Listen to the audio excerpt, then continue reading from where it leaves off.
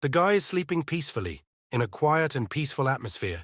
It seems that nothing portends trouble. Suddenly a book falls from the shelf on the main character and disturbs his sleep. The guy gets up in bewilderment. He has not yet understood what disturbed his rest. Suddenly the main character sits up in his bed. There is a mirror opposite the bed, and he looks into it. The guy is horrified by what he sees in the mirror. He doesn't understand why another person is looking at him on the other side. The main character remembers that recently he was a young archaeologist, and now he looks like an ordinary high school student. The guy finds two books near him that he had not seen before. He wonders what they could be about, because he has never seen such books before. The main character discovers another book. The main character decides to pick it up in order to take a better look at the book, but suddenly he gets an electric shock. The guy sees many different events and memories from the life of the previous owner of the body. The main character looks out the window and does not see species familiar to him, and realizes that he is not on Earth, but on a planet called Blue Star. On this planet, everything is completely different from the usual Earth. Here, everything has the opportunity to become an extraordinary being and awaken higher wisdom. The character flies on a huge bird. People on the planet Blue Star also have outstanding abilities, and this is the ability to control animals. A man develops his brain through meditation, which will subsequently help him tame and control divine beasts. The character stands in front of the animals he has tamed. Thanks to the ability to control them, people were able to create a civilization called the Age of Animal Control. The girl sits on a luxurious chair, surrounded by animals subservient to her. The character flies on a large electric stingray straight towards frightened people, because the strongest of supernatural animals often attack people. The guy realizes that everything he knows about animals and their abilities is in the memory of a boy named John, although the archaeologist himself has the same name. The boy's father and mother, who will never wake up, lie surrounded by angry animals and debris. The archaeologist, who finds himself in the body of a boy, realizes that the world into which he ended up due to unknown circumstances is not much better than on Earth. The guy realizes that he's no longer the same person he was before, so he goes to the scanner and opens his case plan. The main character discovers a huge amount of advertising on the screen and is very surprised by this. John closes all the advertisements that appeared earlier on the screen and sees a full-fledged plan, realizing at the same time that he is now an ordinary breeder trainee at an animal breeding base. The guy takes a book teaching him how to work. He works part-time at an animal breeding base, only to become an animal master. The main character realizes that there are a lot of problems in his life. Loans, a low standard of living, a difficult family situation. John thinks that first he needs to finish his plans for the day. The guy remembers that snow wolves are gregarious and extremely dangerous carnivorous predators. He is not sure whether he can cope with feeding from alone. The main character is confident that this will not be a problem, because he has an innate talent, telepathy. The boy stands surrounded by animals, because he knows how to contact all creatures. This skill is useless in battle, but nevertheless very important. Since John has the ability to talk to animals, feeding the snow wolves will not be a problem for him. Suddenly the guy touches the magic cube to try to get to know the system better. The main character finds himself in a space unknown to him and flies in the sky. Suddenly the boy sees a book in this space and realizes that this is his second special skill. The talent reference book is now unlocked for John. The guy realizes that people can awaken certain talents when activating space, which are divided into strengthening and specialization in a ratio of 9:1. People with the enhancement type can enhance certain types of beasts. This is a typical example of combat talent. Specialization skills are much more complex and varied than enhancement skills. John's innate talent for telepathy is one of the most common specializations, although it is not particularly powerful, but you can easily find work with it. Now the main character gets another skill. He will be able to copy and record the abilities of supernatural beasts, and then the abilities included in this book can be taught to other animals. This does not apply to people. In order to successfully copy the abilities of animals, you need to meet certain conditions. See how the animal uses its abilities, physically touch it, and the gap between the first two conditions should not be more than an hour. There is also the ability to copy and accumulate skills. If the main character wants to teach certain skills to the beast, then depending on the level of skills, it is necessary to expend a certain physical strength during training. John needs to take into account that a certain animal by nature has a certain level compatible with one or another skill. The guy thinks the talent of recording and accumulating skills is something to be envied.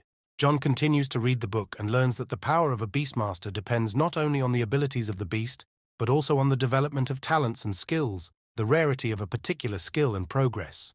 The main character closes the book and thinks that now with this book, he can collect the rarest talents. The guy also thinks that 2 skills can only benefit him, although in the memory of the former owner there is no mention of 2 talents. John does not believe that if this happened, then it should be possible, like someone who has found himself in another world. He is definitely not an ordinary person. The main character thinks that the previous John from this world had the skill of telepathy, and he has the talent of copying, and ultimately comes to the conclusion that this simply needs to be taken for granted as compensation for being in this world. Suddenly the ball awakens. The main character pays attention to it, but realizing that he is late for work, he leaves home. The guy drives a special work car in search of food to feed the snow wolves. John finds pieces of fresh meat and admires them, saying that these animals eat better than people. On the way to the wolves, the main character meets 3 more workers who ask him if he is going to go feed the snow wolves. They warn the guy that the animals are not very friendly and ask him to be careful. John's colleagues offer to help, but he refuses. The guy continues on his way, thinking that he has no memories of him. John reflects that most likely because of what the owner of the body had to go through, he likes loneliness and is not particularly sociable, which is why he was unable to make friends at work. The hero decides that first, he needs to get to know this world better, and then begin to establish interpersonal relationships. In the meantime, he already arrives at the place. Unnoticed by the guy himself, the angry wolves have already paid attention to him and are preparing to attack. At some point, he turns around and notices that a flock of animals has already approached him, grinning and looking menacingly. The wolves tell John that he is late and they are hungry to death. Now the guy is in great danger. The guy is very afraid and already regrets that he came to this job. He hopes that the Wolf King will save him. And then the Wolf King appears out of nowhere, pushing the wolves from his pack in different directions, thereby saving the poor boy. The proud, stately, handsome Wolf King heads towards John. The king approaches the frightened and not understanding hero. He touches the guy's forehead with his nose. Suddenly a directory appears, flying out of the guy's clothes. He doesn't understand why it appeared right now. It turns out that the Wolf King's skill, namely restraint, is now written down in his handbook, and now John will be able to teach it to any supernatural beast that has the makings of it. The main character is very happy that now he will be able to use this talent of the Wolf King. He is glad that he has the powerful gift of controlling animals. The Wolf King approaches the guy, and he, using his telepathy skill, understands what the wolf is telling him. John is glad that now he is not in danger, because the mark of the King of Wolves is working, and the rest of the pack has become more obedient towards him. While petting one wolf from the pack, the hero realizes that he can now teach him the skill of restraint received from the King of Wolves. Now he can create a King of Wolves with his own hands. John realizes that if he acts rashly, problems could arise. The hero continues to work, although he is a little disappointed that he will not be able to copy the skills of other wolves, because they also have talents characteristic of their race. The guy drives home peacefully, thinking that having a top-level skill in his reference book is incredible luck. Suddenly, a green eagle appears in the sky, which can be trained to contain the skill. It turns out that you can create not only a wolf king, but also a bird king. John thinks that if it weren't for work, he would probably do this. But the working day is not over yet. Everything has its time. The hero sees a panda on a billboard, realizing that this particular animal was chosen by the former owner of this body. On planet Blue Star, the panda race was completely formed, so they only have the ability of solidification. John thinks that pandas are quite lazy, but a deposit has already been paid, and this is a good offer. As a result, the new owner of the body agrees that the predecessor's choice was a good one. Unfortunately, pandas have limitations on the development of their race and skills, as well as benefits. The hero thinks he can handle it. It dawns on the guy that pandas can be used to mine minerals and use their skill, as well as John's recently acquired talent of containment, after which he can add skills from the category of acceleration and perception. The main character is happy that he came up with such a combination. Perhaps his panda can become the king of pandas. But suddenly the guy realizes that only those who have a breeder's certificate and have completed an internship can take out a loan. The hero is briefly upset, because he can pick up his panda cub only after completing practice. Because in this matter, you need to be savvy in all aspects. John returns to work, hoping that he will be able to copy his new skills. After some time, the guy finds himself undergoing training in observing and recording observations of silkworms, which requires maximum concentration. If he does not complete the task, he will be left alone with 1,000 silkworms. Looking at the insects, John thinks that individually they are too weak, but they have room to grow, and all the conditions have been created for this. The hero uses the telepathy skill and laughs at the small silkworms, not expecting that such creatures could cause him any harm. The insects pay attention to this, some are offended, and some look at him angrily. Suddenly, they create projectiles of silk and spray them on the guy's face at incredible speed. The hero, in bewilderment, thinks that at least this is harmless to himself. While holding one of the silkworms on his finger, John learns that it can be taught the skill of restraint. The guy is very surprised by this, since he could not even think that silkworms could be compatible with this talent. A new skill called silk bindings is recorded in the book. John sees that this skill cannot be taught to anyone, is a little disappointed by this, but reassures himself that at least it is a skill. In the reference book, the hero learns that this skill can be retaught to a silkworm who has already mastered it. He also learns that repeating a skill increases his proficiency. The guy is worried and strongly doubts that he will be able to pull this off next to a bunch of people. Returning home, John sits down at his laptop and begins to study the types and abilities of the animals raised at the animal breeding base. Unfortunately, no animal has the skills it needs. The hero believes that the awakened skills of the animals raised here are of too low a level and are not worth copying. The guy doesn't know if there is a limit to how many skills he can copy, but he clearly only needs to focus on mid to high level copying. Suddenly it dawns on the guy that at the base you can find not only animals, but also many animal masters. Full of confidence, John begins to look for the information he needs. The hero goes outside in search of the healing skill he needs. The guy feigns pain, tells the doctor that he sprained his wrist, pretending to be sick. The hero approaches the doctor, who thinks that this trainee has barely graduated from school, because they are usually the ones who are most often injured. The girl calms John down and says that she will cure everything now. Sitting in his place, the doctor begins to use his healing ability. The guy admires her skills and is happy that he can get him for his own purposes. The doctor says that everything will be ready very soon, asks not to worry, and guarantees that the pain will go away.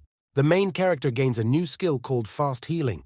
The girl tells John that now everything should be in order and reports that the dandelions informed her about the insignificance of this injury. The guy says that next time he will be more careful. The hero thinks that by coming to the doctor under the pretext of an injury in order to copy her abilities, he actually wasted her time. He decides that tomorrow he will buy some treats that plant pets like and thank them. Already at home, the guy examines his hand and reflects that despite the minor injury, the girl still used the power of her pet, because this is an opportunity to improve the skill of the skill. To improve your skill, you can also use John's reference book. This ability can be considered an alternative method of accelerating training for pets. The main character lies in his bed, thinking that the doctor is a trainee master, and when his abilities reach a certain level, then he can take part in certification, according to the results of which he can raise his rank to a professional beast master. John doesn't know how long it will take him, with 2 skills, to become a professional beast master. 3 months later, the limit of abilities recorded in the reference book was exhausted, and the guy is glad that he did not rush and copy low-level skills. The hero finds the skill of foresight from the highest-ranking birds that patrol the territory in the skies above the base. The next skill, called absolute sleep, was obtained from one animal of the breeder from the base, the sleep demon. This ability helps the beast enter a deep sleep phase. The ability is considered restorative. John believes that these 2 skills will save you mountains of gold in the future. The guy sits in his room, hoping that the panda can understand him. Because now they are too weak. He of course assumed that copying skills has its limit, but 5 is very little. The main character again finds himself in an empty space, where he discovered his second skill. Suggesting that adding pages may depend on new specific abilities, you need to increase the level of the Beastmaster. A Beastmaster can increase his level through meditative practices. He needs to continuously strengthen, change, and expand the beast management space. The more stable the beast management space, the more possible it becomes to hire higher-ranking beasts. The better the internal atmosphere of the space, the faster the development of the beast, the larger the scale of the space, the more animals can be concluded with a contract. Each beast lord himself decides in which direction to move. John has a goal to become a professional beastmaster within a year. The main character goes by bus to the panda breeding base. The country in which the guy is now is one of the most ancient states and is often called the brilliant or dazzling East. The bus continues its journey through beautiful scenery. This city is of the 2nd rank. Pandas are a common pet, not only in this city but throughout China. Now that John has arrived at the panda breeding base, he will be able to pick up the animal he had reserved in advance. He runs towards his pet, The hero has been waiting for this for so long and preparing for this meeting. Tired John breathes heavily and complains that the stairs were very long. He says that he does not find it surprising why there are so few people here. Suddenly, something interrupts his thoughts, and the hero looks up at something standing in front of him. This is a huge panda. Apparently, the guy didn't expect to see this at all. The beast is so huge that it could easily crush a guy so small in comparison with him. The panda approaches John and, rubbing his hands, greets him. The animal tells the hero that he is an employee of this base. Panda asks John not to worry because it's just a suit. But the guy doesn't understand how he can wear a suit in such heat. The man in the suit explains that this is necessary in order to better understand and feel the mood of the pandas, because if you want to raise a strong panda, you must fully understand it. This is the basic skill of any breeder. Panda Man praises John for understanding him, and he in turn finally manages to hear a woman's voice under the suit.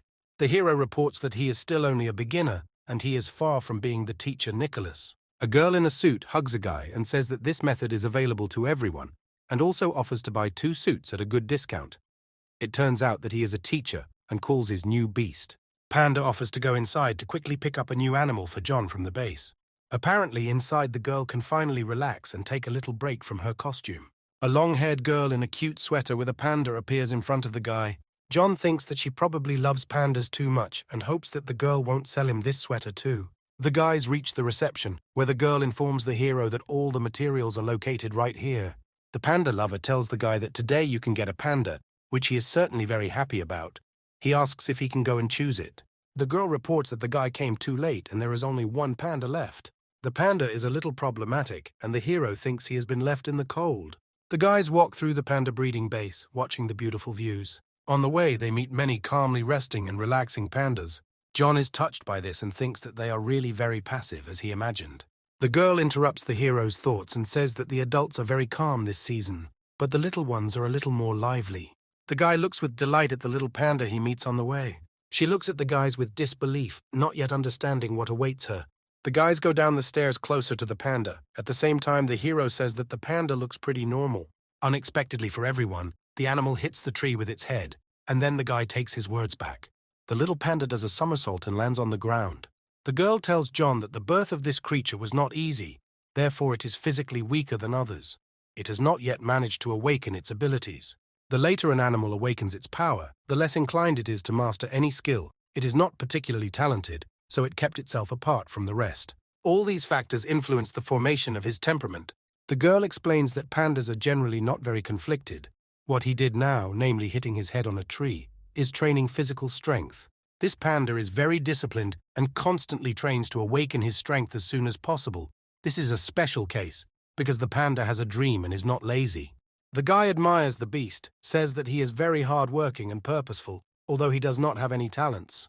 The girl tries to calm John down, saying that the panda is just developing slower than the others, and you can work with him. A panda lover says that such a diligent animal of this species is very rare. The attendant also says that this panda has a very poor sleep pattern and does not eat well. In order to start training, you must first correct this. No matter what, John agrees to take the animal with him. He believes that diligence and character are what is needed, because he does not want a passive animal who will only eat and sleep. The girl clarifies whether he is sure, because talent is very important for beast lords. The guy is not outraged, because he is very admired by such dedication and hard work. He thinks that they can become friends, after which he asks if there will be a discount. The girl explains that they treat all their caretakers equally, so there will be no discount. But on top of that, she will give the hero a month's supply of bamboo. The guy is very happy about this news and thanks her. The girl approaches the panda, talking about him being taken away, and asks if he is happy. With the help of his telepathy talent, John understands that the panda is saying that he will never become a slave, and that he himself will become stronger. She shouts that pandas are not afraid of anything, and they do not need overlords. The girl calmly takes the animal in her arms, and the guy, looking from the side, understands that it definitely has character. The panda lover talks to the beast, explaining that if he tries to escape, he will have nothing to eat, and the master of the beasts will help him become stronger, and the issue with the unawakened power will be resolved. She also says that living conditions are more comfortable there. There is a lot of tasty food, everything for a happy life. The panda agrees to this, telling the guy that he has no shelter and food. John looks at his new beast and thinks that he will definitely provide it with this, but when the money appears, The panda rejoices at this and tells the main character that pandas will never be slaves unless they provide housing and food. The girl is glad that everything is fine and the panda is in good hands. John looks at his beast and thinks that once he becomes a great master of beasts, he will have everything he wants. The panda looks at the guy friendly. The hero must be sure that his animal will also work hard. John asks the girl if they can sign the contract now. She tells him to go and she will take care of the rest. The guy begins to cast a spell and thinks that the other overlords were not interested in this panda because she had no talent. But he has a different opinion about this. Deficiencies in talent can be corrected in the space of the Beastmaster. There have already been such cases. The panda's talent is now many times better because she has perseverance and hard work. She just wants to be recognized. During John's witchcraft, the girl calms the beast and asks him not to resist. The guy is sure that the panda, which all his relatives and overlords disdained, will definitely become stronger with him. The hero hopes that the animal will have a better future. John says that he is more tired than he expected, as if all the juice had been squeezed out of him. He suddenly feels some kind of heat, but quickly realizes that it is due to his acquired instant recovery ability. The girl congratulates the main character on concluding a contract with the panda, but advises him to first let her get comfortable in the space and not call her too often. She says that if the panda can quickly get used to the prevailing atmosphere in the space, then its abilities should awaken within a week. John sees that the directory now records the discovery of a new contact with a pet. The physical characteristics of the Beastmaster have been improved, and now more skills can be recorded. The hero understands that he will be able to use part of the power of his pets, which is why the girl managed to suppress the panda. Although the animal is weak, it will still be able to offer the guy something. The panda lover excitedly asks John if he is okay. He replies that everything is fine. It's just that his body has undergone 2 drastic changes. She reassures him, saying that at first everything will be unusual, but then it will become the norm. Returning to her duties, the girl informs him that he needs to fill out documentation and explains how to feed the panda. The girl also says that when supplies run out, John can always come to her for a new portion, but this, of course, will no longer be free. The guy says that he has one more small request, and the girl looks at him with incomprehension. John asks if he can come to the panda breeding base in order to raise his animal properly. He wants to know more about the natural habitat. The girl replies that he can do this and take the panda with him. After all, this is his home. But the food still won't be free, and the guy thinks that nothing will work out just like that, but he could get the ability. The guy feeds his panda and thinks that he needs to quickly return home and teach his animal a skill. Back home, John inspects the space in his house and thinks it would be a good training ground. The guy calls his panda and asks him to help him clean up. The panda appears in the backyard of the house and walks friendly towards the hero. John strokes his pet, and he in turn smiles contentedly and does not resist it. The hero is touched by this and decides that he doesn't need help. He will clean everything up himself. The guy, sitting opposite his panda, tells his pet that he is now teaching him the hardening skill inherent in pandas. The beast manages to awaken the ability of hardening the first time. The guy is very happy about this, thinking that in order to awaken her, the beast just needed to sleep well. He strokes her, saying that the girl from the animal breeding base convinced him that it would take a week, but thanks to the function of space, the ability to grow and develop, everything went incredibly quickly. John invites the pet to go clean up the yard, because that's what he called him for in the first place. He doesn't understand what we're talking about and looks at the hero in bewilderment.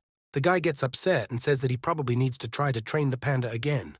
John opens his book and explains that it will take at least about a month of intense training to take a skill from beginner to advanced. If you use the skill training guide, it will take several days to reach this level. Since this is a very energy-intensive process, the guy decides to test it on the green silkworm's most useless skill. Unfortunately, John doesn't succeed because this skill is incompatible with pandas. The guy is looking for where he can find someone to test this skill on. Suddenly, he notices a green silkworm on a branch and realizes that he needs to catch it as soon as possible. John points out to the panda that he needs to catch him. He says that he needs to be serious because this is the first battle after awakening his abilities. The panda looks purposefully towards the target he needs.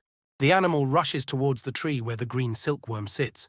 It quickly gets to its target, confident in its movements and actions. The panda swings and takes away the green silkworm sitting calmly on a branch. John is happy that his pet succeeded and praises him. The beast releases the silkworm from its clutches onto the ground, and he and John stand ominously over the small insect. The guy only has one chance to teach him a new skill. He can't miss out on such a great example. The hero pounces on the silkworm and covers it with his hands, fearing that it will run away, and the panda sits on the ground and looks at the guy's actions in bewilderment. John is holding a small insect in his hands, and his pet is standing behind him and watching with interest what is happening. The silkworm shoots a stream of silk at the guy to protect himself from the attack. It's not so easy to escape from the guy because he spent 3 months on an internship and knows how to catch silkworms best of all. John talks to the insect and asks him to be calm, threatening that he will feed it to the panda. The animal is drooling. He hopes that it is edible because everything he loves in life is there. The hero sees that the silkworm can be taught a skill, thereby raising its performance. And then, the guy opens the manual and begins to teach the silkworm the necessary skills in order to see what happens. During the process of magic, the insect with all its appearance asks for help. It was not ready for this. John sees that the silkworm is exhausted by all this. The panda does not understand what is happening and stands with his mouth open. Suddenly, the guy feels tired and hungry. Despite his condition, he discovers something that catches his attention. The silkworm has another pattern on its back. The hero still doesn't know if everything went well. At this moment, the experience of using the multiplication skill in the silkworm's mind, he immediately felt stronger. Suddenly, the insect jumps out of John's hands, but he does not have time to react. The silkworm attacks, wrapping the tenacious material tightly around his arms.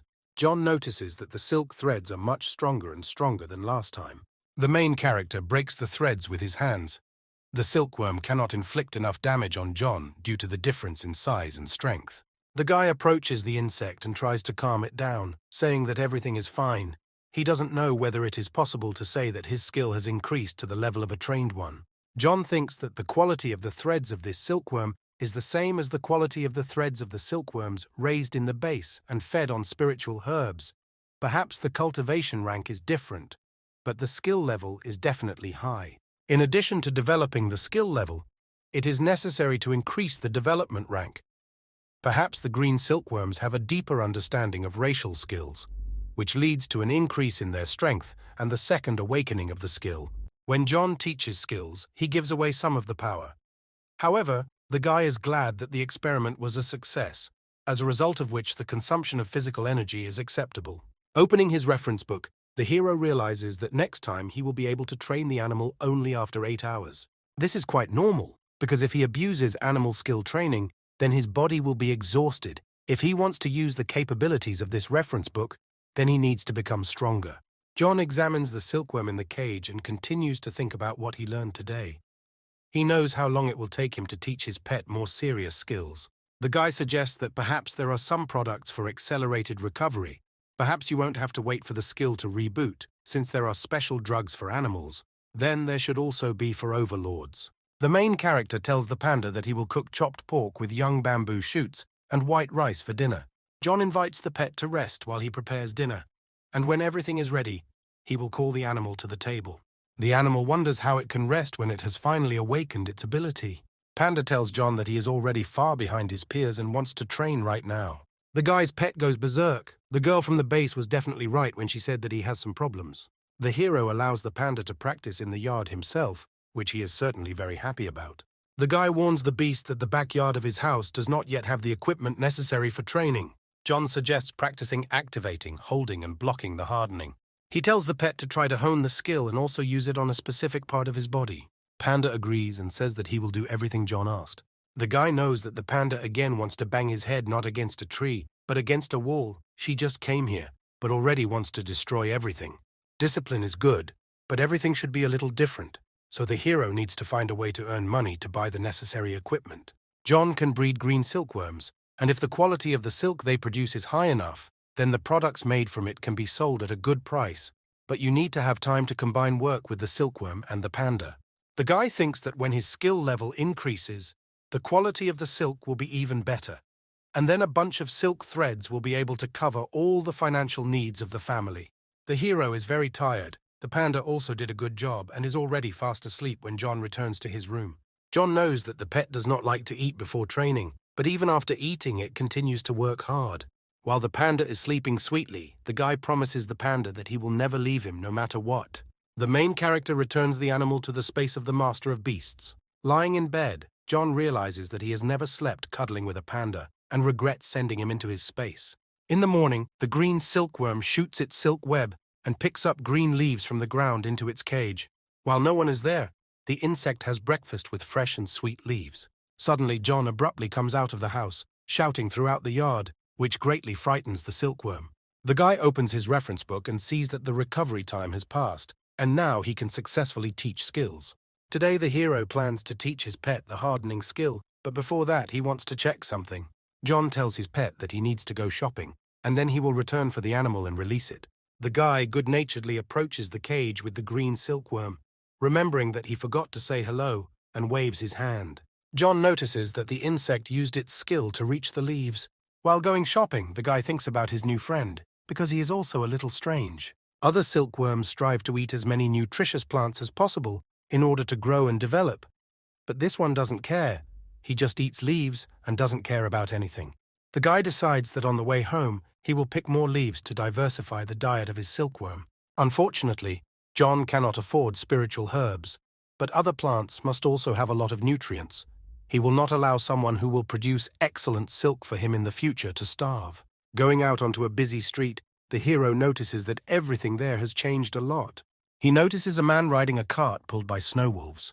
The guy looks at this with his mouth open, thinking that this is good concern for the environment, even though the animals are used for other purposes. John turns around and sees a cat running towards him. The cat runs away from its owner, who runs after her and asks her to stop. The guy looks at them in bewilderment. Pets are usually more disciplined. Cats like the one the guy met usually don't get contracts. The pupil ability of a gem cat can be activated by various gems, with the help of which they evolve. But now the prices for gems are much higher than the prices for the cats themselves. Without a gem, a cat can only be a simple pet. But a cat with an activated ability is an excellent fighter. Finally, John reaches his desired store with tonic drinks. A nice salesgirl asks the guy if he needs help finding what he came for. The hero asks if he can sell silk in this store, to which the girl replies that there are certain nutritional requirements for the silkworm that produces silk. Once they are convinced of the high quality of the silk, they will be able to take it for sale. The girl hands over the booklet, saying that everything is written in it about the topic that interests the guy. John sees the prices for silk in the booklet and understands that he can earn a lot of money from this and live comfortably, and also promises himself that if he does not become a master of the beasts within a year, he will go to work at the base to support the development of the panda. Selling silk is the right thing to do. You just need to bring the quality of the material produced to the ideal, and then the guy will be able to cover all the costs of training and developing the panda. The seller clarifies whether John wants to sell silk, to which he replies that not yet, and asks to break 2 bottles of tonic. A guy comes out of a store with a huge package, holding a heavy bag on his shoulder. John understands that living without a phone is quite problematic, because he couldn't even pay for a bus ticket. He decides that as soon as he has money, he will definitely buy himself a phone. Arriving home, the guy puts all his purchases on the table. The first thing he bought were capsules of the spirits of light. They are made from different varieties of plants that are beneficial to living beings. These capsules eliminate fatigue and strengthen the body. They allow a person to bounce back and feel invigorated. They are said to be quite effective. Many beastmasters like to use them after a battle. John cannot afford to eat these capsules like candy, but with this drug, he will be able to minimize the stress on his body when training animals. The guy waves his hands and calls his pet for training. The panda appears in front of the guy. She looks much more cheerful than the last time they saw each other. The pet is motivated to exercise. He wants to go to training, and the training will last 6 hours. John stops the panda and reminds him that there must be a balance between work and rest. The beast absorbs a lot of energy from the master's space. Most of it is John's energy. The guy reasons that he needs to think about improving the space, but on the other hand, he should use the directory.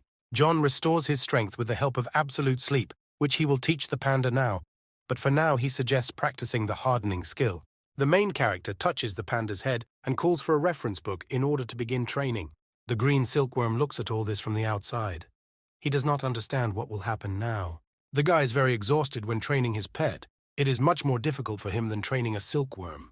John thought he was going to faint from fatigue, but he has a tonic he bought this morning. He drinks 1 capsule and immediately feels relief. He feels much better than before. The hero pays attention to the panda and looks in his direction with a little fear. The animal glows and smiles at the guy. Confidence is visible in his eyes. Suddenly, the panda raises his fist up and uses the solidification ability in his paw. Suddenly, she swings with all her might and smashes the asphalt into crumbs. John is shocked by what he sees. He does not understand how this happened and why the panda did it.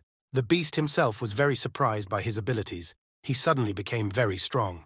The hero explains to his pet that his hardening skill is at the level of a trained one, and that after this, the strength will double.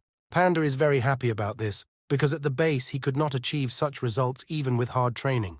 John asks his pet if he still wants to start training. The beast says that he did nothing to improve his abilities. This is contrary to nature. The suddenly increased level of skill makes him feel obligated and dissatisfied with himself. Then the guy tells the panda to return all his abilities, because all this is thanks to his energy. The animal resists this and refuses, offering to leave everything as it is. Even if this level of skill is not the merit of the beast, he knows how to compensate for it.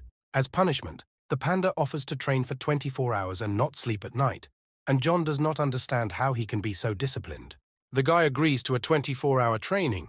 He says that this is not just training, but training to death. The panda is training hard while the hero sits on the porch of the house and thinks, holding a reference book in his hands. Although the stamina consumption is approximately the same, the recovery time this time is much longer, namely a day. The pet's skill has reached a trained level. It has become much more resilient and has better control over what is happening. The panda can now activate the hardening ability for half a minute, and the skill's cancel speed has also increased. Now the main thing is to increase the speed of using the skill and, at the same time, learn to harden a specific part of the body. If the panda masters this, then in battle he will have both offensive weapons and defense. While the animal is training, John thinks that this house and site are too fragile and will not withstand such an onslaught. For further hardening training, special equipment is required. The guy believes that the panda is really training hard, and the energy consumption in the Beastmaster space has also increased. Strength determines control over the beast in the master's space. This is important for those Beastmasters who raise wild, strong beasts. Volume, namely how many pets an overlord can enter into a contract with, is an important point for those overlords who prefer fighting in groups. The environment determines the efficiency of nutrition, growth, and development of combat skills. The better the environment, the faster the pet grows. The hero walks down the street and continues to think about space. The environment is most important to him. John concludes that creating a favorable environment for the panda to grow and develop is a priority. When absolute sleep appears in the guy's space, the panda will be able to train as much as he wants without putting stress on his body. Then all he can do is eat well. The hero continues on his way. He is worried that he will not have enough money to buy food for the panda. He is sure that it is worth it for his little panda to grow and develop. John sits on the floor and casts a spell, holding a glass in his hands. The transformation of space is almost complete. After the transformation is completed, the panda will live in a renovated house. The pet is still as productive and disciplined as always. Tomorrow, John plans to train on the intensity of hardening. The next day in the morning, someone knocks on the door of the house, and the main character runs to the door. It turned out that it was a courier who brought steel plates. The guy sees off the couriers and loaders, waving his hand at them. John calls the panda to test the new steel plates. John feels something strange. Before, when he summoned his pet, this did not happen. The panda appears in front of him, wearing a red scarf around his neck. This is the fourth awakening transformation. The guy smiles and looks at his beast happily. Improving the environment was a good idea. Now she is one step closer to becoming a professional beastmaster. The main character is happy about what happened and promises to give the panda a good festive dinner. John tells his pet that he bought new equipment for their training, because during their training, the panda cannot break everything around him that he wants. Suddenly, the animal turns around and the guy asks if he wants John to hit him with something harder. The hero shows the panda the plates he bought and says that now the panda can fight about them as much as he wants, because he does not allow the yard to be destroyed. The guy talks about how the pet can put these plates in several layers if he thinks that the training is not effective enough. John also talks about how the planet can also help with gravity, so the panda can jump from a tree. The main character points his finger at the roof of the house and says that this could be an alternative to wood. The guy hits his palm with his fist and says that the panda needs to use the hardening skill and jump. John calls this drop training. It is more effective than hitting a panda with a club. When the animal can jump from the heights of the clouds and remain intact, then the food will be equal. The pet hugs the owner's leg and says that John is a genius, because the panda himself could never have thought of this. A green silkworm sits calmly and eats leaves in its cage. Suddenly, something greatly frightens him, and there can no longer be any food in his thoughts. The panda flies at great speed into the metal plate, hitting them with his hand with a loud crash and incredible force. The slab breaks in half, and the beast stands as if nothing had happened. He is very pleased with himself. At some point, the panda notices a scratch on his paw. This should not have happened. The animal uses the speed healing skill and now everything becomes as before. The panda takes another metal plate and continues his training. John sits inside the house and listens to the rumble coming from the yard. The panda's tempering skill has already reached the expert level. The guy thinks these platinums are a great help in hardening training. It is also a great food for pandas as they are able to digest iron. The silkworm's skills have also increased greatly. The strength of its threads can be compared to the strength of fishing line. The green silkworm is happy with its life. Its improvement has a great future. Thanks to the purchased medications, John actively trained both the panda and the silkworm for 10 days. Every time after using the reference book, the hero feels tired, but as soon as he refreshes himself, he feels better. Fatigue is very similar to fatigue after physical activity. The pet has awakened 5 times and can now temper any part of the body at will. The silkworm reached the trained level and awakened 4 times. John decided it was time to evaluate the results. The guy runs out of the house and shouts to the panda to finish training, eat well after lunch and rest, because they are going to fight for real. The panda bends part of the slab he broke. He cannot believe that the time has come for a real battle. For a pet to grow and develop, certain conditions are necessary, namely nutrition, training, and battles. For John and the beast, what is important now is not deadly training, but a battle with an equal opponent with certain rules and in a good place. The guy and the panda will not be able to go to establishments that do not inspire confidence and where animals can be harmed. With the directory, there is an excellent opportunity to constantly develop. To become a professional beastmaster, in addition to the general and practical certification, you must also pass the field survival exam. Previously, John did not particularly care about this, but now he needs experience in this area. The guy decides to take part in competitions organized by the Association of Beastmasters. It is better to turn to professionals. The hero enters a huge room. He approaches the information desk and asks to explain to him how battles work. The girl begins to tell that their arena provides platforms for battles. You can choose either a specific battle, which involves a battle agreed upon with your opponent. In order to take part in a random battle, you must provide basic information, and then the organization will randomly select an opponent. Opponents in random battles are matched to the pet's level. After everything has been said, the girl says the amount needed to pay for the person, which the guy is very surprised by. John is indignant because it is very expensive, and he himself could eat for 3 days with this money. The girl explains that the price includes all maintenance areas and medical expenses, so this is a standard price, and in some places it can be even more expensive. And then she remembers that there are bets. The losing side pays all expenses for using the site not only for itself, but also for the winner. John is happy about this because if he and the panda win, they won't have to pay anything. The guy quickly selects the level he needs and places a bet. The hero is confident that even if the enemy is a top-level beast, they will not lose. The girl pushes a piece of paper with a pen towards the guy and asks him to fill out the form. John, maddened by the desire to make as much money as possible, asks if there is any way to place more bets in order to take advantage of all the opportunities. The girl replies that this is not within the scope of their organization. She hands the hero a piece of paper with a number and asks him to wait in the hall. As soon as the enemy is selected, John's name will be displayed on the screen. The hero steps aside. A blue-haired guy stood next to him, also signing a form to participate in the battle. This guy steps aside with his ice crocodile. They are carrying many boxes in their hands. He believes that his classmates are too weak to even slightly doubt the outcome of the battle. The guy says that he is the best and will never lose. After some time, John is called to the battleground at number 11. The blue-haired guy is also called to the site under the same number. John approaches the desired site. It seems to him that this will be a home game. He stands at the entrance, thinking that the pet number is the same as the site number. So the game should be simple. A blue-haired guy appears behind the main character, heading to the battle. They look at each other and each one asks in his head whether he is my opponent. The site is ready. The stands are full of people. Everyone is waiting for the battle to begin. A man in a yellow cap comes out onto the site and announces that he is the manager and judge of this fight. 2 guys stand opposite each other, looking at their opponent in disbelief when the judge says they have no more than an hour to fight. The guy in the yellow cap says that the opponents can start fighting at any time. The rivals are ready to start the battle right now. John begins to cast magic. He is confident in his actions and does not want to lose. The main character calls upon his space as the master of beasts, and a circle with the image of a panda lights up near his hand. After this, a spinning ball appears with John's pet trapped in it. The panda appears in front of the guy and stands in full confidence that he will not lose. The other guy also activates his mojo, crossing his arms in front of him. He calls upon his Beastmaster space, and a circle with an image of an ice crocodile lights up behind him. Out of nowhere, a block of ice appears, containing the blue-haired guy's pet. An icy armored beast appears in front of him, just like the panda, ready to fight. People in the hall are watching what is happening on the fighting area. They point their fingers at the screens and say that this is another rookie fight. A girl from the crowd tells her friend to look at the screen. There will be a fight there now.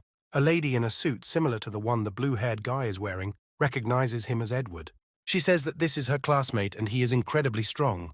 Her friend asks who is stronger of the two. The Beastmaster says that it's hard to compare, but in the whole class there are only a couple of people who could compete with him. The girl next to her points out that John also has a panda beast, like her. Edward's classmate, based on her experience raising a panda, bets that the main character will lose. She chose the panda just because they are cute. If she had the opportunity to choose another animal, then she would definitely agree, because this animal is incredibly lazy and cannot be forced to train. The blue-haired guy shouts the name of the technique to his pet so that he does what he trained before the fight. The ice-armored crocodile immediately rushes forward, attacking the panda. The judge watches everything that is happening and says that the start is good, the pet is well-trained, and this is worthy of a student from a leading school. John puts his hand forward and shouts a command for the animal to carry out. The panda uses his solidification ability, blocking the area in front of him. Icy claws cut into the panda's iron-hard paws. The ice-armored crocodile's claws break on the panda's iron armor, and the crocodile flies back and falls, screaming and crying in pain. The panda stands in the pose of a winner. He is happy with his first small victory, pleased with himself. Edward is shocked by what is happening. He does not understand how the ice claw could not withstand it. John stands full of confidence and shouts to the panda to attack his opponent. The panda immediately jumps up and flies towards the ice-armored beast. Edward panics and shouts to his pet to quickly use the ice armor. The ice-armored beast immediately uses its skill to quickly defend itself from the panda's attack. John's beast's iron hand slams into the ice armor, striking hard with incredible force. The ice beast's armor breaks into small pieces, and the crocodile is horrified by this. Edward's animal flies away under the pressure of the imperturbable panda. An ice-armored crocodile flies into the wall. Its owner stands in shock at what is happening. Edward doesn't understand how this could happen, how his pet could lose. John is happy about the victory, and thinks that if he had known that the panda would perform so well, he would not have fed him to boost his morale. He did not expect that the battle would end so quickly. In order to really evaluate the fighting forces, he needed to find a more capable opponent. The judge doesn't believe in the panda's strength and his hardening skill, because it's just a small level 5 animal. The girl, looking at the battle from the side, also cannot believe her eyes. It turns out that pandas are capable of mastering the skill at such a high level. A classmate thinks that John is very talented. She doubts that he is a beginner. She hopes that her classmate can handle defeat with dignity. Edward is very worried about losing and now thinks that he belongs at school. The panda happily waves and smiles at everyone and says to himself that none of those present got up at 4 in the morning to beat steel plates. The judge waves his hand and says that the ice beast is no longer able to fight, so John is declared the winner. The hero sends his pet into the space of the Beast Lords. Edward asks the winner if he is a student at the school to make sure his opponent was just lucky. John replies that he graduated from university and practiced raising animals at the base.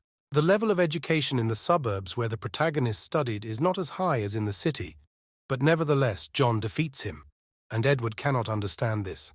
The blue-haired guy thinks that his opponent is the most outstanding beastmaster he has seen, so he needs to try his best. Edward does not understand why John has already graduated, because there is still a whole month before his graduation.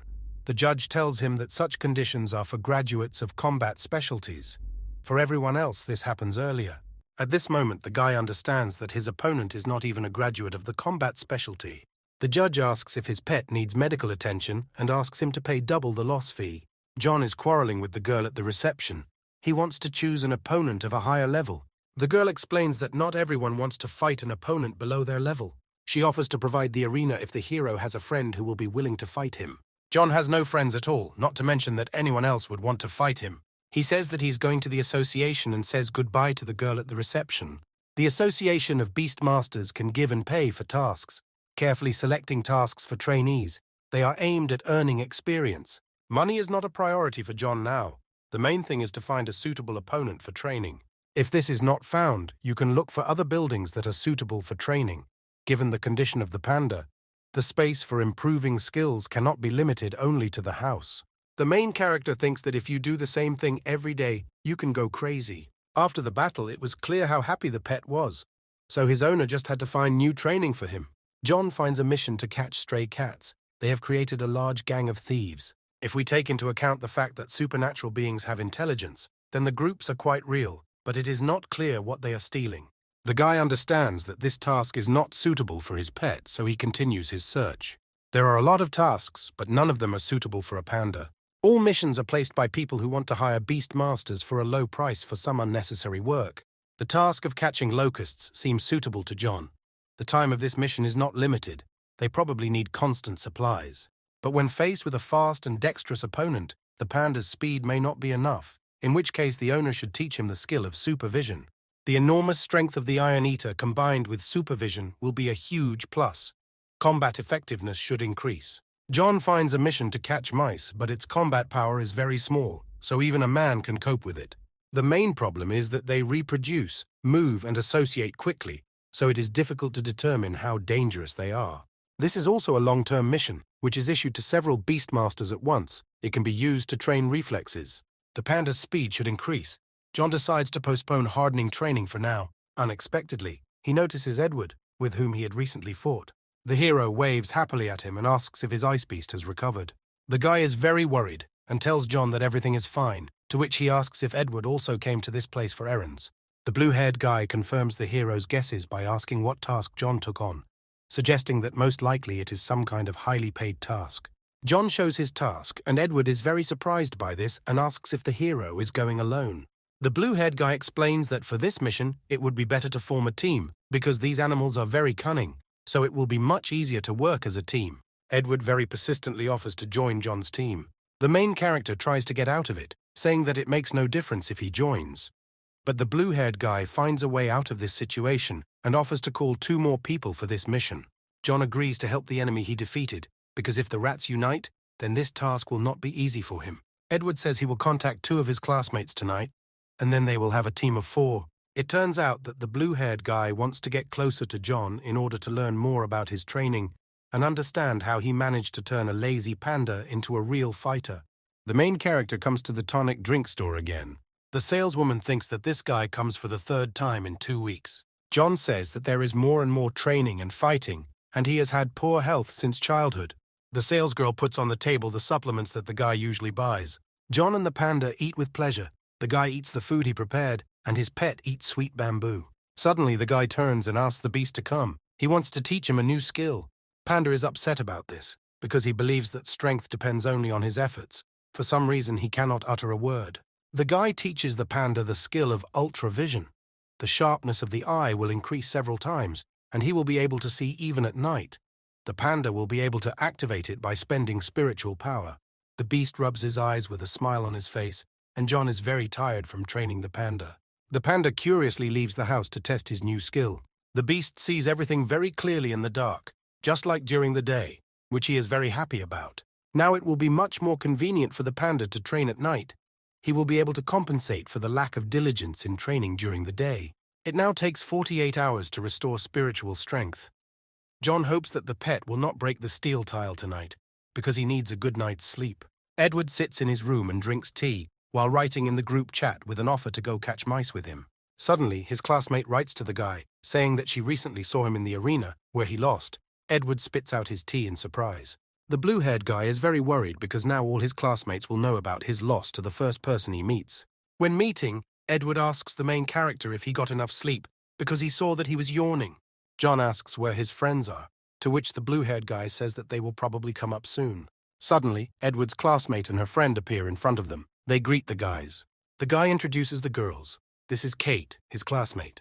And this is her friend, the mistress of the animals of their experimental school, Mary. John smiles at the girls, waves and says hello to them. The girls greet him in unison and call him an expert, and he, in turn, does not understand why they called him that. In John's ear, the blue-haired guy explains that yesterday they passed by the arena and saw their battle. Edward invites everyone to introduce themselves and starts first. His pet is an ice-shelled beast of the 6th level. It can make a roar that breaks ice and has ice armor. Kate continues, her pet is a level 6 panda that has an entry-level hardening skill. Mary also talks about herself. Her pet is a level 6 thorn beast. It has an excellent binding skill. And finally, John talks about himself. His pet, a level 5 panda, has the skill of hardening at a deeply studied level. All three guys strongly doubt the sincerity of the protagonist's words. John just smiles and thinks that once they see what the 11th is capable of, then everyone will immediately understand. Edward asks the main character what specialty he studied in, since he has already graduated. John reveals that he specializes in cultivation, because fighting is for brutes, and not everyone can master such a skill. And for a beastmaster who specializes in cultivation, it is quite expected to master the hardening skill at this level. Upon reaching their destination, the boys are greeted by a crowd of people waving and welcoming them to exterminate the village's rodents. One person from the crowd gives the 4 graduates specialized clothing. The guys change clothes and then remain in the middle of the field and do not understand where to start. John suggests summoning pets, while thinking that in such an environment, the ultravision skill will be useful. Mary and Edward summon their pets, namely the ice shell beast and the thorn beast. John and Kate also call on their animals, to be more precise, 2 pandas. Panda Kate is many times larger than 11. She looks at him with interest. Kate asks the main character if he also uses steel bamboo as the basis for his panda's food, because his panda looks beautiful. Both in color and in body, it is clear that she is absolutely healthy. The pink-haired girl reveals that there is a bamboo martial arts palace where panda beast masters are trained. The palace manager is a top-level beastmaster, and his panda also has the power of lightning and flame. Kate says that she considered John to be a student of this center because his panda had achieved a high level of solidification, which is given to few. The girl's panda with pink hair falls asleep, while the guys talk about the owner of the panda breeding center. 11th interrupts the guys, shouting that he found a mouse. John and his pet simultaneously point to the exact location of the target. Edward looks in that direction with the help of a special device and says that, judging by the size of the mouse, it is on the 4th level, and it is also completely alone. So it must be destroyed before it discovers the guys and runs away. Mary says that mice have good vigilance, so if other pets get close to the mouse, she will see them. So she tells her animal to get closer to the target. Maybe he can wrap himself around her body. The thorn beast goes to the mouse, which immediately stops eating and pays attention to it. Mary's pet tries to catch the target, but she does not give in and tries with all her might to escape from the tenacious clutches of the beast. An icy armored crocodile stands in the way of the mouse, blocking its path.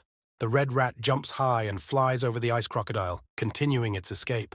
Further on her way, she encounters something new, which makes her very afraid. It turns out that this is John's panda.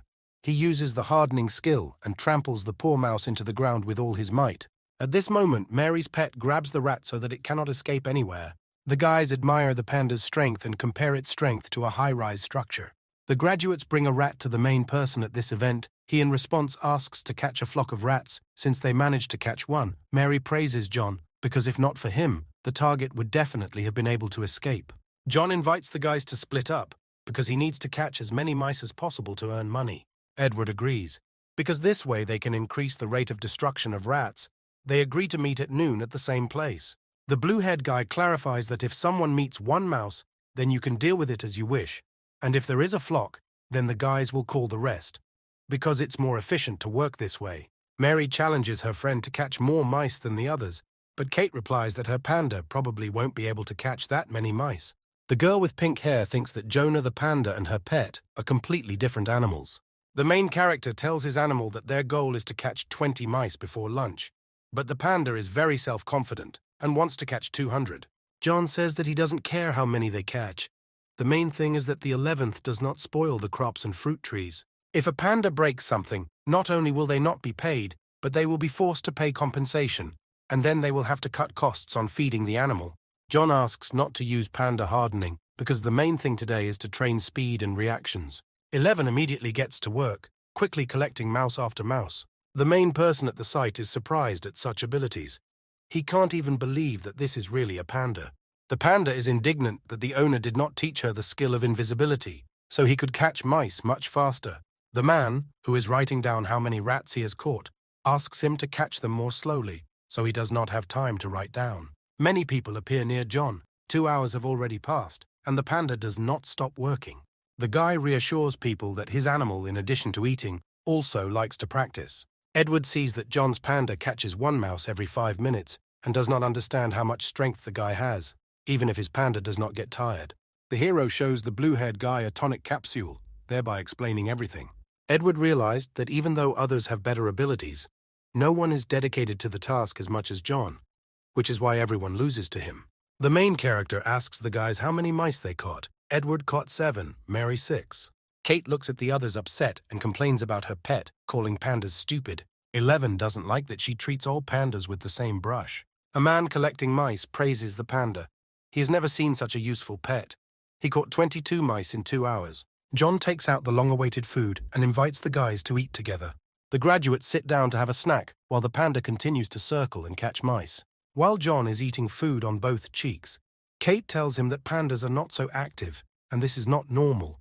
She chose an animal for a very long time, but did not find one as energetic as John's. Without sticking his nose out of his plate, the hero asks the girl how else a panda could master the skill of hardening at a deeply studied level. The guys took a break from eating and agreed with John that they thought it was reasonable. The main character tells the guys how everything really is, when suddenly Edward jumps up and shouts that now he too will work with his pet with great persistence. Mary agrees with him. She says that tomorrow she will go to the pharmacy, buy a tonic and work with her beast day and night. Edward learned the secret of John's training, and now he will try it on himself. He is sure that he will succeed. The blue-haired guy asks the main character if he will participate in the certification of beast lords, and since his specialty is cultivation, will he take the exam to become a cultivation mentor? John says that despite the cultivation specialty, he wants to take the warrior specialty. Edward thinks that in order to pass the certification, it is necessary that the pets have unprecedented combat abilities. It will be very difficult for their pets to reach level 10 in 6 months, so it is better to participate another time. John says that if he doesn't pass the test this time, then next time they could go together. The guys are surprised by what was said, because it is unlikely that he will be able to reach the desired level in 6 months. John doesn't care how many difficulties they face in order to move to the superiority level, but moving to the 10th level will not be a problem. If the main character fails to reach the desired level, then he can take a workaround. Guys, let me know if John is talking about that special certification where you can skip levels. Edward thinks that the main character thinks much further than him, so he definitely lost. He needs to increase the intensity of training for his pet. At a certain moment, all 4 hear some strange sound. Suddenly, the loudspeaker starts screaming about the approach of wild animals. People run away in horror wherever they look. The number of wild animals behind the wall increases. Edward and Mary are shocked by what is happening. They did not expect that this could happen. The mouse inspector reports that the situation is very dangerous and asks the guys to return as a lady as soon as possible. Edward asks what this signal means. The man is not sure because this is his first time encountering this. Perhaps the animals from the snowy mountains are unhappy again, but the signal is very serious. John tries to soberly assess the situation from the outside, thinking that it is not time to panic because a large wall has been erected around the villages. People from the Association of Beastmasters work in the urban area. They are their main protection. Perhaps there is no real danger, and if the animals really could break through the wall, then there would clearly be something more serious than such a warning. Edward offers to go have a look, but Kate refuses in every possible way because her pet is very weak to fight. John says that it would be best to leave. They can come here again to catch rodents. It is more important to go to the association and find out what this signal means. The man at the reception replies that he doesn't really know about this signal, but this is not the first time in the last month. Previously, there was a blue warning twice, and now it's yellow.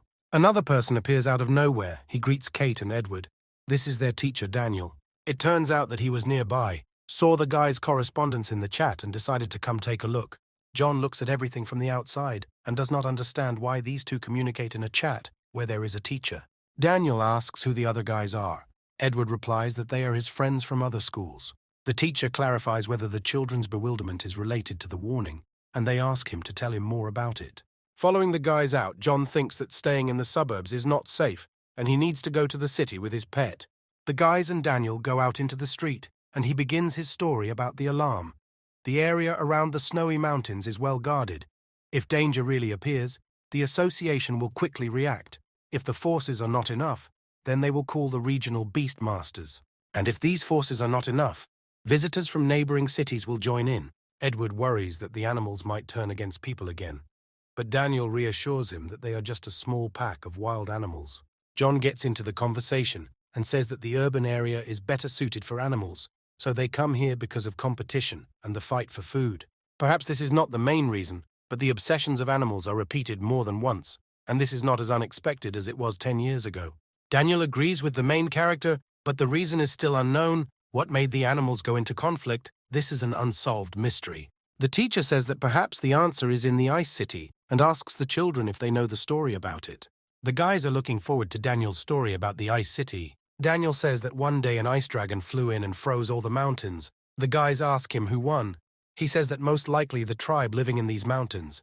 There are remains of an ice dragon on the mountain. It is said that its bones are sealed inside. Perhaps that sealed dragon has turned into a spirit, and it is he who calls the doors on the snowy mountain. The guys are very scared when they hear about the existence of the dragon. This is what archaeologists managed to find. Perhaps the stone giant was the totem of that people. John suggests that with the help of it, the ancient lords fought the dragon. Someone tells the main character that everything was wrong. The guy is scared and does not understand whose voice it is. It seems to John that this is the voice of the stone statue near which the guys were just standing. The guy worries that he's gone crazy because the statue cannot talk. John is pulled out of his thoughts by Mary, who is worried about him. He tries to hide the truth by saying that the statue is very beautiful, and that's why he was staring at it. Apparently, the guys didn't hear what John heard. He again plunges into his thoughts. The guy realizes that the voice definitely cannot come from the statue because it does not look like a living creature. John worries that the statue might have acquired a spirit and imagines himself running away from it. Daniel tells the guys that he still has work to do, and it's time for him to go. The teacher leaves, asking the graduates not to worry, because in case of danger, the beast lords will be able to protect everyone. Edward invites the guys to continue catching mice, but John refuses. The main character also has something to do. He needs to go. One of the guys offers to have a snack, but John quickly leaves them. Edward realizes that he did not take contact from his new friend and will not be able to contact him in any way.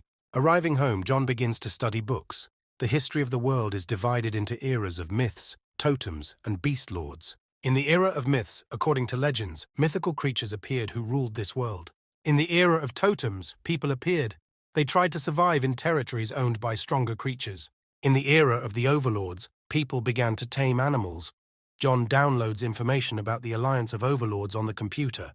The history of the world of animal masters is divided into 3 stages, but there are many gaps in it. John was very exhausted from searching for the information he needed. Unfortunately, he could not find what he needed. In a past life, the hero was an archaeologist, but for some reason he came across a mythical system, and since then he began to study mythology. Then the study of the mythical system together with his teacher became everyday life for him. He plunged headlong into research, but the mountain range collapsed and buried him alive. After an accident, John was placed in this body. The guy is disappointed by this and regrets that he didn't do something else because curiosity ruins people. Now the hero finds himself in a dangerous world. His only desire is to be in a comfortable and safe place. John decides that now he will live only for his own pleasure. Although there are many incomprehensible things in the history of this world, it has its own system and will no longer take the old path. At night, John returns to the statue, wanting to find out what is really going on. The hero asks him in a whisper if he spoke to him this afternoon. The guy clarifies whether he refuted what the man was saying. The statue is silent and does not answer. John threatens him with his departure. The hero does not know what the story really was, and this greatly fuels his interest. John really wants to know what the true story was. The guy shouts at the statue, asking him to tell him if he can find out the truth. Suddenly, the eyes of the statue begin to glow. The ground around shakes. John does not understand what is happening. The face of the sculpture cracks. Rays of light pour out of the cracks.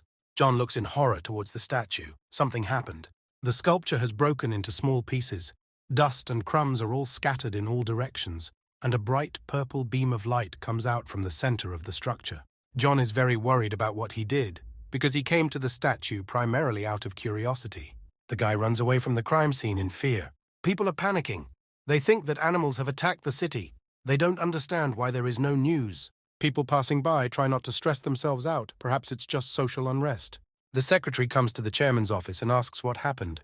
She says that other regions also sensed something was wrong. The chairman himself doesn't really know if everything is as he thinks. Then it's okay.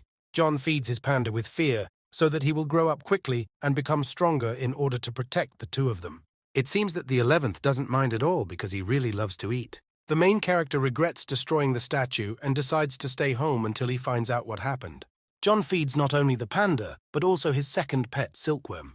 The next day, the guy instructs his little insect to train with the panda. The silkworm's threads can be used as arrows, but so far it cannot even pierce clothing. Panda and John's little pet are training together. 11 is training his speed, and the silkworm is trying to shoot arrows. The main character supports his animals, and during their training he goes out to get food. People are worried about the noise at night. No one knows what it was. The Overlords Association is closed today. John hopes that no one will look into the matter of the destroyed statue, and that he will not be found. The chance is small, because cameras are not installed in this world, and there was no one near him at that moment. John decides that until he finds out what's going on, he won't go anywhere, and the safest way will be to pretend to be a fool. The beam of light activated by it is a secret ancient space. Suddenly, a person says that he has already tried to unravel the mystery of the ice dragon's remains. But nothing worked. The information is still too little.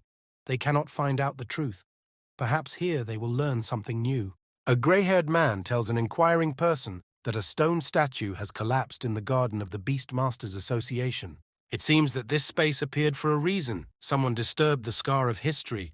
The girl doesn't understand. Perhaps some gifted person has appeared again, hearing the voice of history. She doesn't know who it is. 4 days later, the panda had experienced healing. Ultravision, hardening also moved to a new level. John really wants to see if the 11th soldier can defeat the enemy, being at the 5th level of awakening. The main character decides that he will continue to improve his animals, and while he is heading to the tonic drink store, the male salesman tells him that yesterday at a pharmacy in the south of the city, a student bought several boxes of tonic. The guy is very surprised by this news and suggests that Edward may have made this purchase. Suddenly, John decides to find out important information for himself.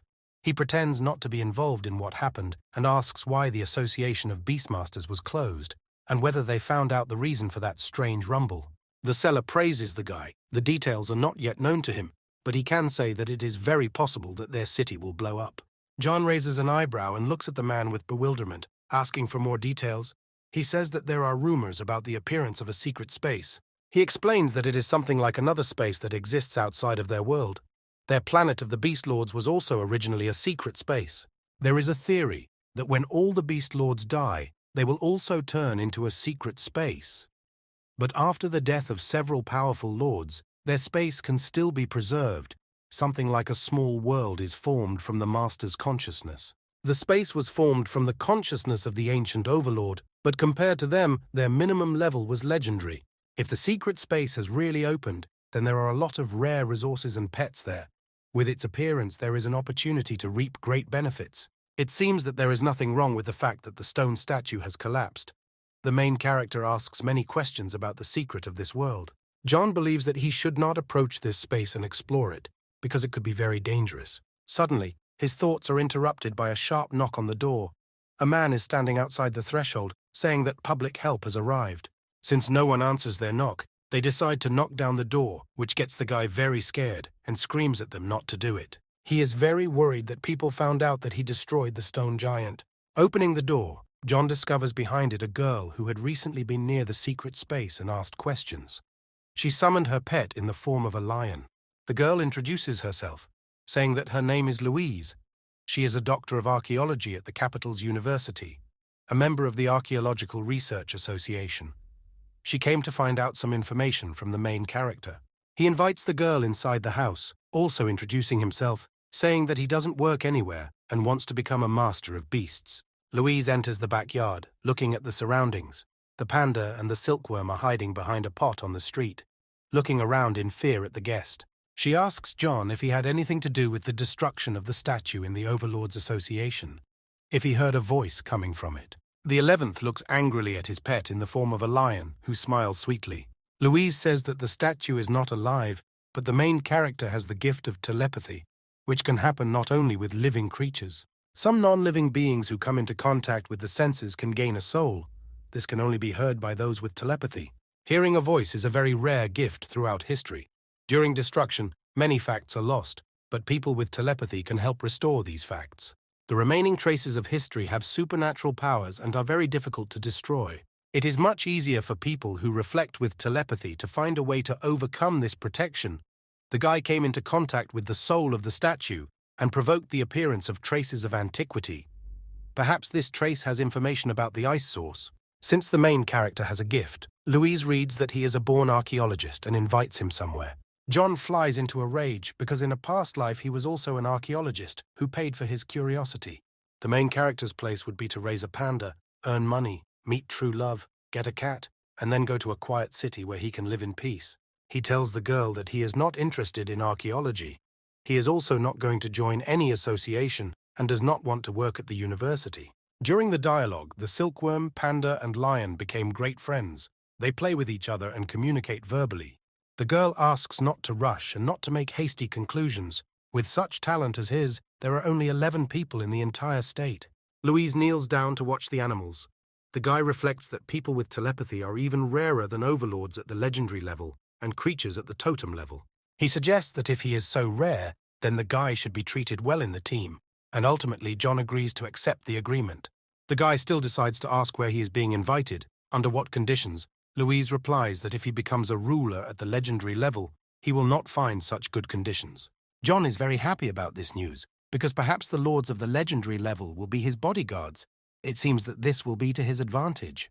A deceased archaeologist in a past life achieves success in a new one. The main character will be a member of a very cool group. There will be no obligations at work, because there is a very simple structure. Everyone has great freedom of action. He will be able to make his own decisions. There is no pressure.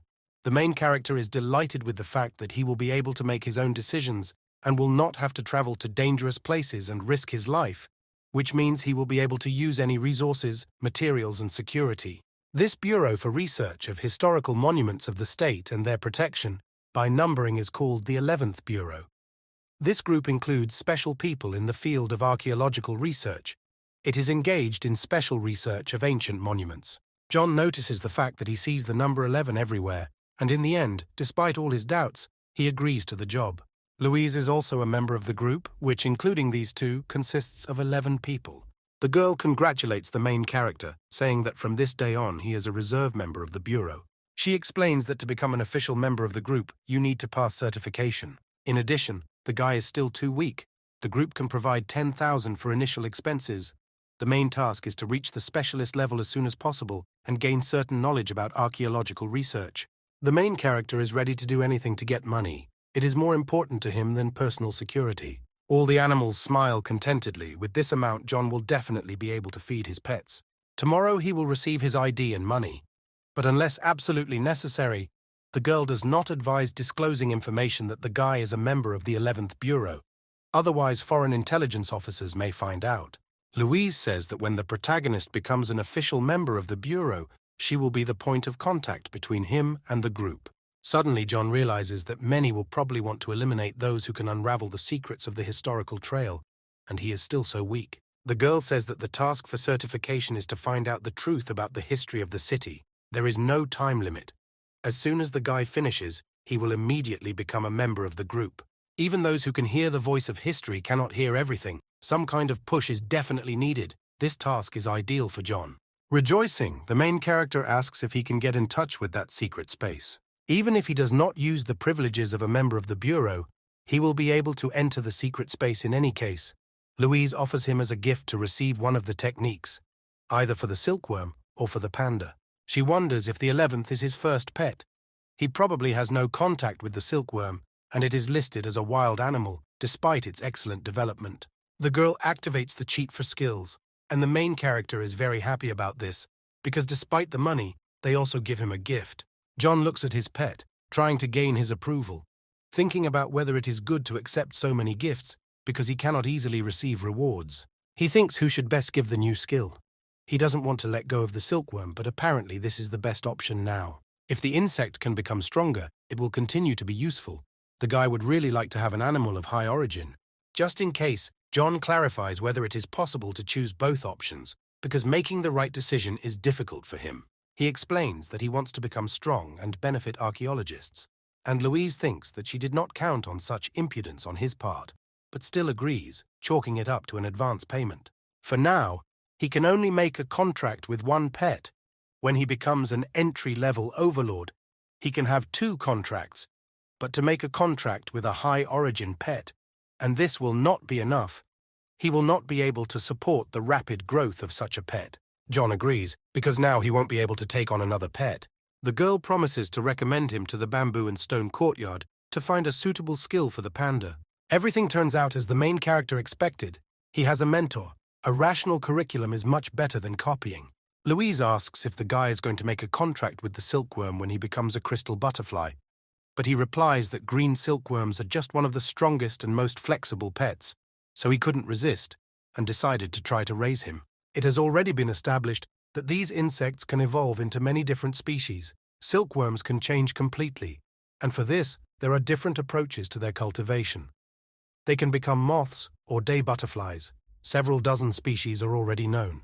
Almost all scientists involved in research on the development of pets take silkworms as their first research object, and the reason is that the development time silkworms are quite short, and what emerges from the cocoon is a lottery ticket. Louise says that she knows 3 ways to develop the commander level. The guy can choose from them. When this silkworm grows up, his powers can surpass even the powers of your panda. It is very convenient if he is your second pet. The methods are divided into the level of commander of the lowest, middle, and highest rank. The conditions for development also vary in level of complexity. The first is a low-rank commander-level ice sailboat, which has the properties of wind and ice elements. The most powerful skill is creating a blizzard. Next is the demon butterfly, mid-rank commander level, belongs to the element of darkness, is strong in curses and surprise attacks. The last is the light fairy butterfly, top-rank commander level, has the element of light, is able to control light, and is good at magic. In addition to special raw materials and food to raise these species, before the silkworm enters the cocoon stage, its ability to weave threads must to reach the experienced level.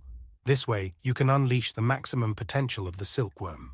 But it is difficult to train a silkworm to such a level. You should not force it, because life expectancy and talent have limits. The main character wonders what if the silkworm is having a hard time to reach the excellent level, then how difficult it will be to move to the ideal level. But if he reaches it, then perhaps the potential will be revealed to the full 200%. Louise explains that if the guy manages to find a suitable secret space for his development, then he will spend huge efforts on training him, then maybe bring him to such a level until the silkworm turns into a cocoon. Or John can reach the legendary level, and then to engage in silkworms. There is no need to talk about the ratio of price and quality. She also says that the quality of the threads does not always increase as the level goes up. To destroy the cocoon, the silkworm needs to awaken a new type of skill in itself that will help it cope with this. And in order for it to develop these skills in itself before creating the cocoon, John must provide it with the right raw materials. He thinks that if you teach the insect the necessary skills, it will be able to break its cocoon. The guy decides that he will use his own approach, will not follow science. Now he understands those researchers who like to come up with new ways of growing. John believes that he will develop the development to the fairy of light butterfly. But he may not be able to achieve this. First, he needs to study the information about food. Louise says that due to the choice of rank, the degree of difficulty varies, so it is imperative to be well prepared for the silkworm transformation.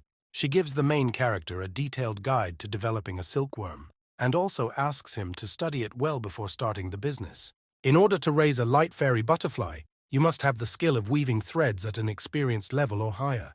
In the form of complementary foods, you need to use an unripe heart of light, ripe sunflower petals, a luminescent bone, glowing mushrooms, daylight stone powder, and ripe sparkling grass. Following the recipe, you need to mix all the ingredients to create a cocoon. After 30 days, the skill of rainbow light will awaken in the cocoon will collapse, and a butterfly fairy of light will appear from it. Louise encourages her new group member by suggesting they give it a try. He thinks that all this raw material will cost him a very large sum, so he decides to choose some other method of development. The main character gives the manual back to the girl. If his method does not work, then he will have to turn to this. Louise waves her hand and says goodbye to the guy, saying that he was able to develop his pets well. Although John did not want to return to his previous profession, if he had not been born for it, he would not have heard the voice of the statue. He decides not to think about it, since tomorrow he will have money, then today he can spend the rest. Arriving at the store, the main character tells the girl consultant about his desire to buy a phone, and then she asks to tell him in more detail. John explains that he needs a phone with internet access, energy metering, and a pet guide. Looking at the new gadget, I think that in appearance it is no different from the phones from my previous world, but still there are differences in functions. By pointing the phone at an object, The phone immediately recognizes a mechanical dog. The gadget provides a brief description of abilities, ranks, elements, the name of the dog, and provides brief information. The main character admires the functionality of the animal, but unfortunately, he will not be able to copy his skills because his pets are not able to use these abilities. The phone can detect not only energy fluctuations, but even the level of development of a mechanical dog. Although becoming a top-notch beastmaster is no easy task, this phone will do half the job. The guy assesses the situation. The gadget is good, but very expensive. If he buys it now, there will be no money left. And if Louise doesn't send money, then there will be nothing to feed the 11th. As a result, he breaks down and buys this phone, justifying himself by saying that if the girl gave him a way to develop, then she will also give him money.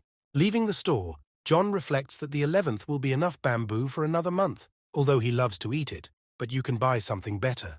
Arriving at a place where raw materials are sold, the main character immediately takes out his phone and scans the steel tree. Judging by the name, there should be metal minerals. It's like a plant with a filling, just right for a panda. Belongs to the element of wood and gold, enhances the panda's ability to harden and gives vitality. This raw material is much more nutritious than steel bamboo.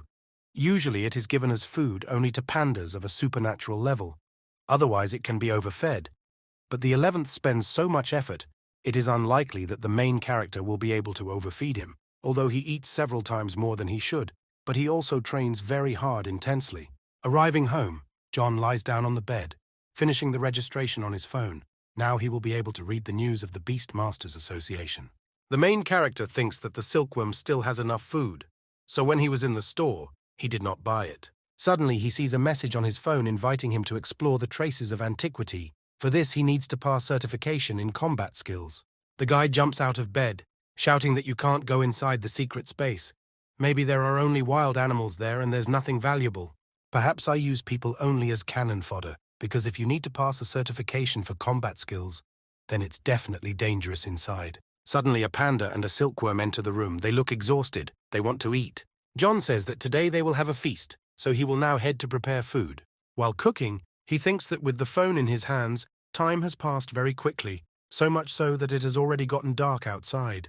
Having finished cooking, the main character put the dishes on the table and called his pets. They are drooling at the mouth, waiting for dinner to start. Without having time to blink, all three ate the dishes. The guy tells the animals to eat up, because soon they will go to training in combat skills. After asking if the animals were happy, the panda shows class and smiles maliciously. John thinks that all the training they had did not help reveal the potential of the 11th. Only the demonic lion, Louise's pet, will help the panda in training. The evaluation criterion for certification is what beast the overlord managed to defeat or what valuable materials you managed to collect, so they go there to try their hand. In the morning, Louise arrives with money, a recommendation for skills and a certificate with which John will be able to explore most of the traces of antiquity. The girl asks to go to the remains of the ice dragon on the mountain only when the main character reaches the specialist level, otherwise he may freeze.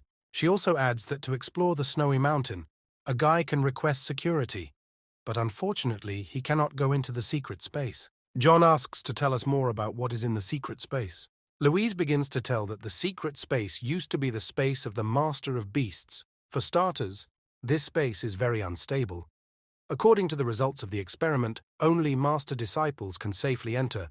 If the level of the master is high, then the space and the trace of antiquity give rise to a reaction of rejection. Of course, people can exploit it by force, but it is very easy to bring the space to destruction, and then there will be more damage than good. In the end, the most valuable thing is the very trace of antiquity.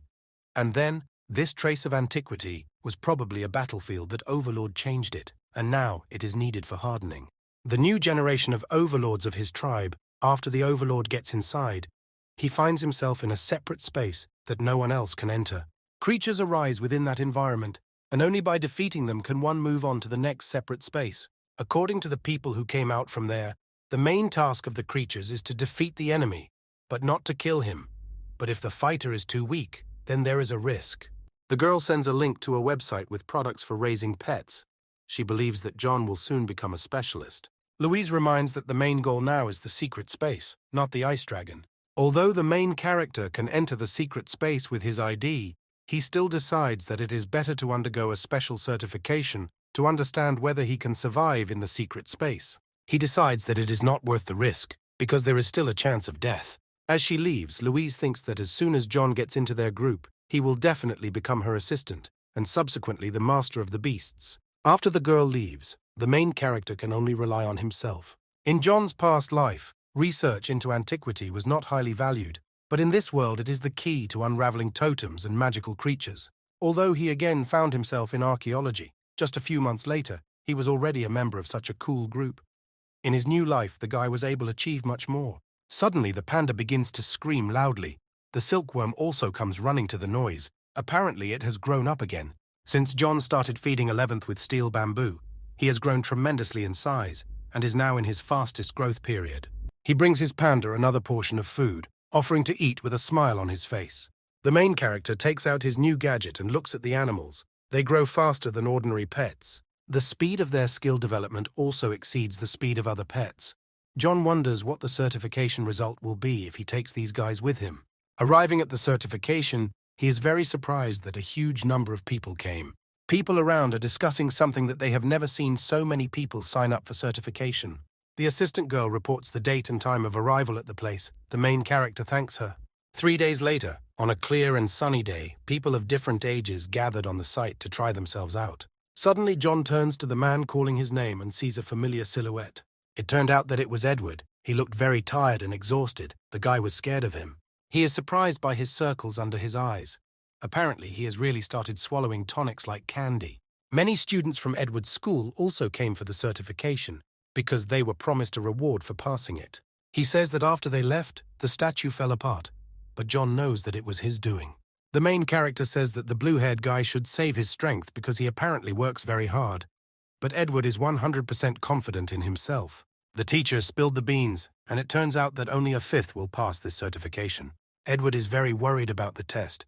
He is not sure that he can cope.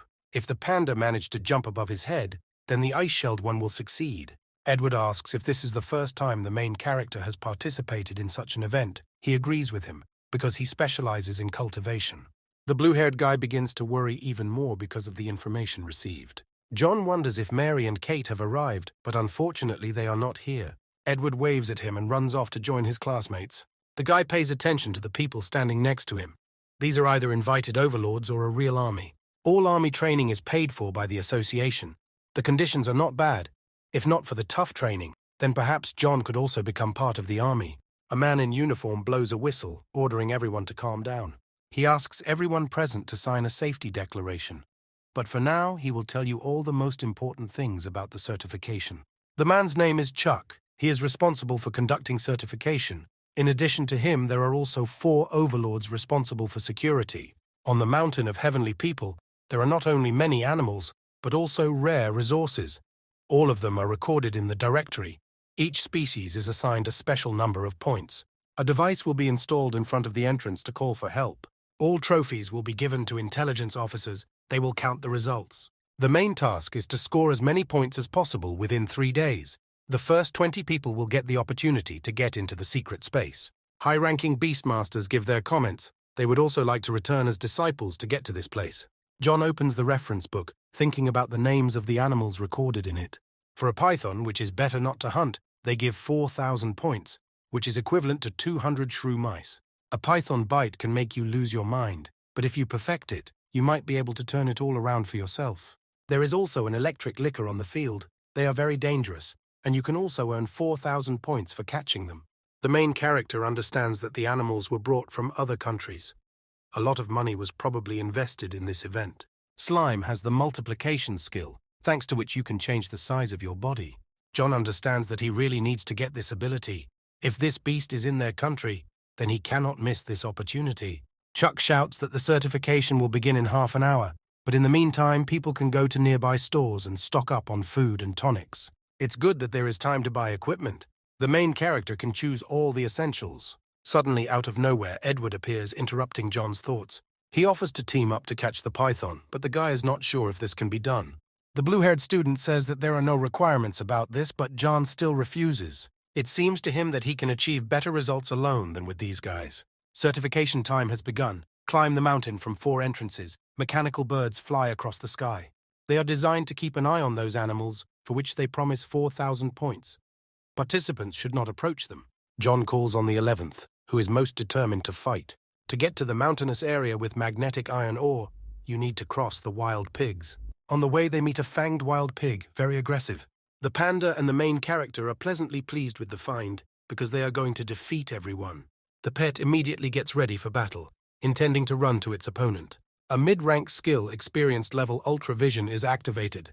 The 11th gallops quickly, hitting the boar over and over again, causing more damage to the beast. After the panda finished off the wild pig, the silkworm wrapped it in a hard cocoon. They earned 350 points.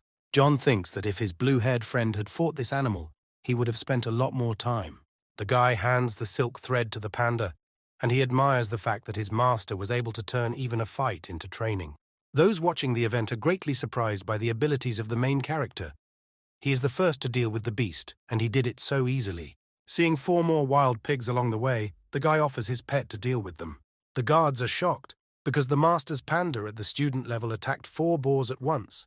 Even if the pet was at the 10th level, it would hardly be able to win. The wild pigs themselves are shocked that one of the pets decided to attack them. The 11th one teases them. A herd of wild boars is running towards the panda, but the panda is confident in his own victory. He activates hardening. This is an experienced level, and the whole body is involved in it. The men are shocked by what they see. They don't believe their own eyes. If John is an apprentice, then he cannot have more than 1 pet, which is where the green silkworm came from with them. The guy says that the catch of 5 pigs is quite good. They already have 1750 points. The panda tells his owner that he is very tired. He agrees to sit down to rest and gives his pet delicious food.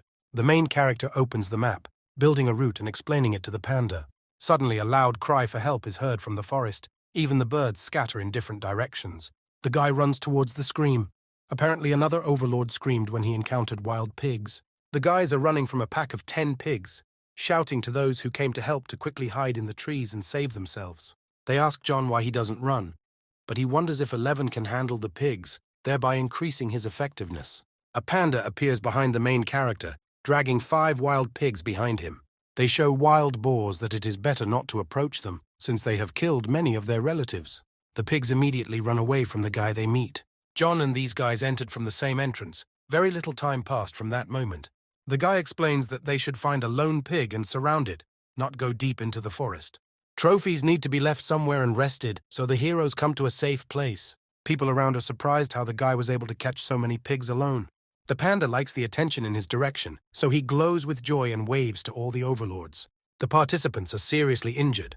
At this point, there is even a healing pet. The main thing is that people do not die, but they can be cured.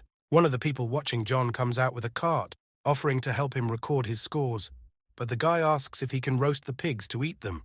The man says that it takes a very long time to work with meat, even though it is delicious in the fall. The main character takes first place in the ranking among everyone who came for certification. Scanning the captured animals, the guard thinks that during all his studies, he has never seen such skills in pandas. He decides to tell his teacher about a guy he met at work. The teacher grins when he hears a familiar voice. The man left training and went to work in the security service. He is shocked by what he heard. Even the experienced panda lord had never heard of such a case, because it is almost impossible. The teacher remembers that Louise came to him for skills for the panda. He checks the sources. John got the panda a month ago and has already developed such abilities in it. The man asks if the main character is a disciple of the bamboo and stone palace.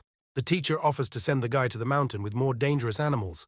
Perhaps he will become a student of this palace. A man approaches the hero, inviting him to go to the mountain. The guy thinks that there is good food for the panda there. The guard talks about being a student at the Palace of Bamboo and Stone, which is where his interest lies. He explains that in order for the panda to control lightning, he needs to eat special food, but John does not understand why he is telling him all this. For a pet to master skills beyond race, special cultivation methods are needed, and food is an important component, but electric ore alone is not enough. Otherwise, it would not be the secret of the Bamboo and Stone Palace. The man says that if the main character would like to study in his palace, then he needs to train in the area with magnetic iron ore. If he feeds the panda ore, it will be constantly exposed to electric shocks.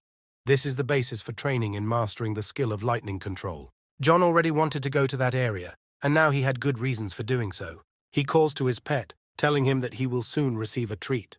The panda is terribly happy about this after hearing this word. They happily head to their next training session, and people wonder where they get so much strength. A guy and his pet, walk through the gorgeous landscape of the certification forest, passing a bridge. There was a warning that the magnetic field in this area has a strong effect on the overlords. Suddenly, the panda notices something to the side. They discover crystalline ore. Apparently, this is what they are looking for. The main character invites the pet to eat a stone, but he becomes indignant, because if he eats it, he will get a stomachache, and this will have a bad effect on his training. The guy calms down the 11th. In order to eat electric ore, you need the hardening skill at an experienced level. Just touching these crystals, the same panda is struck by a huge discharge of current. The pet, holding a stone in his hands, offers the owner to try it first, who continues to calm him down. He ferociously takes a piece of electric crystals into his mouth. Having swallowed pieces of ore, the 11th suddenly realizes that they really can be eaten. After eating all the crystals, the pet jumps around John, shouting that he wants more. After the panda eats a large amount of electrical ore, he will be able to deal with electrical discharges and will receive the gift of storing electrical energy. Whether there was still fire or frost ore here, the panda could also master other elements. If the hardening level reaches the ideal level and the lightning element skill is added to it, the 11th will become a real electromagnetic gun. On the way, the heroes meet an electric scorpion, which has absorbed lightning from ore. He takes a fighting pose, stands on his hind legs, and is about to attack. The 11th heads towards his rival. He is not the only one who wants to eat the ore on this mountain. The panda grabs the scorpion by one of its legs and begins to twist it in all directions. Those watching him do not understand what is happening. Apparently, the heroes decided to capture the mountain. This party clearly doesn't care about such meager points. His target is level 10 creatures. This panda is very strong. It is quite extraordinary. The creatures in the mountainous region are 3 electric lickers brought from abroad. The certification organizer is not sure that the guys will be able to cope with them, but it will not be difficult to escape. The slimes move very smoothly. Anyone who is able to pass the high school standards can easily run away from the slime. But if they still manage to defeat the slime, they will pay a considerable price, because the main skill of the slime is an electric shock.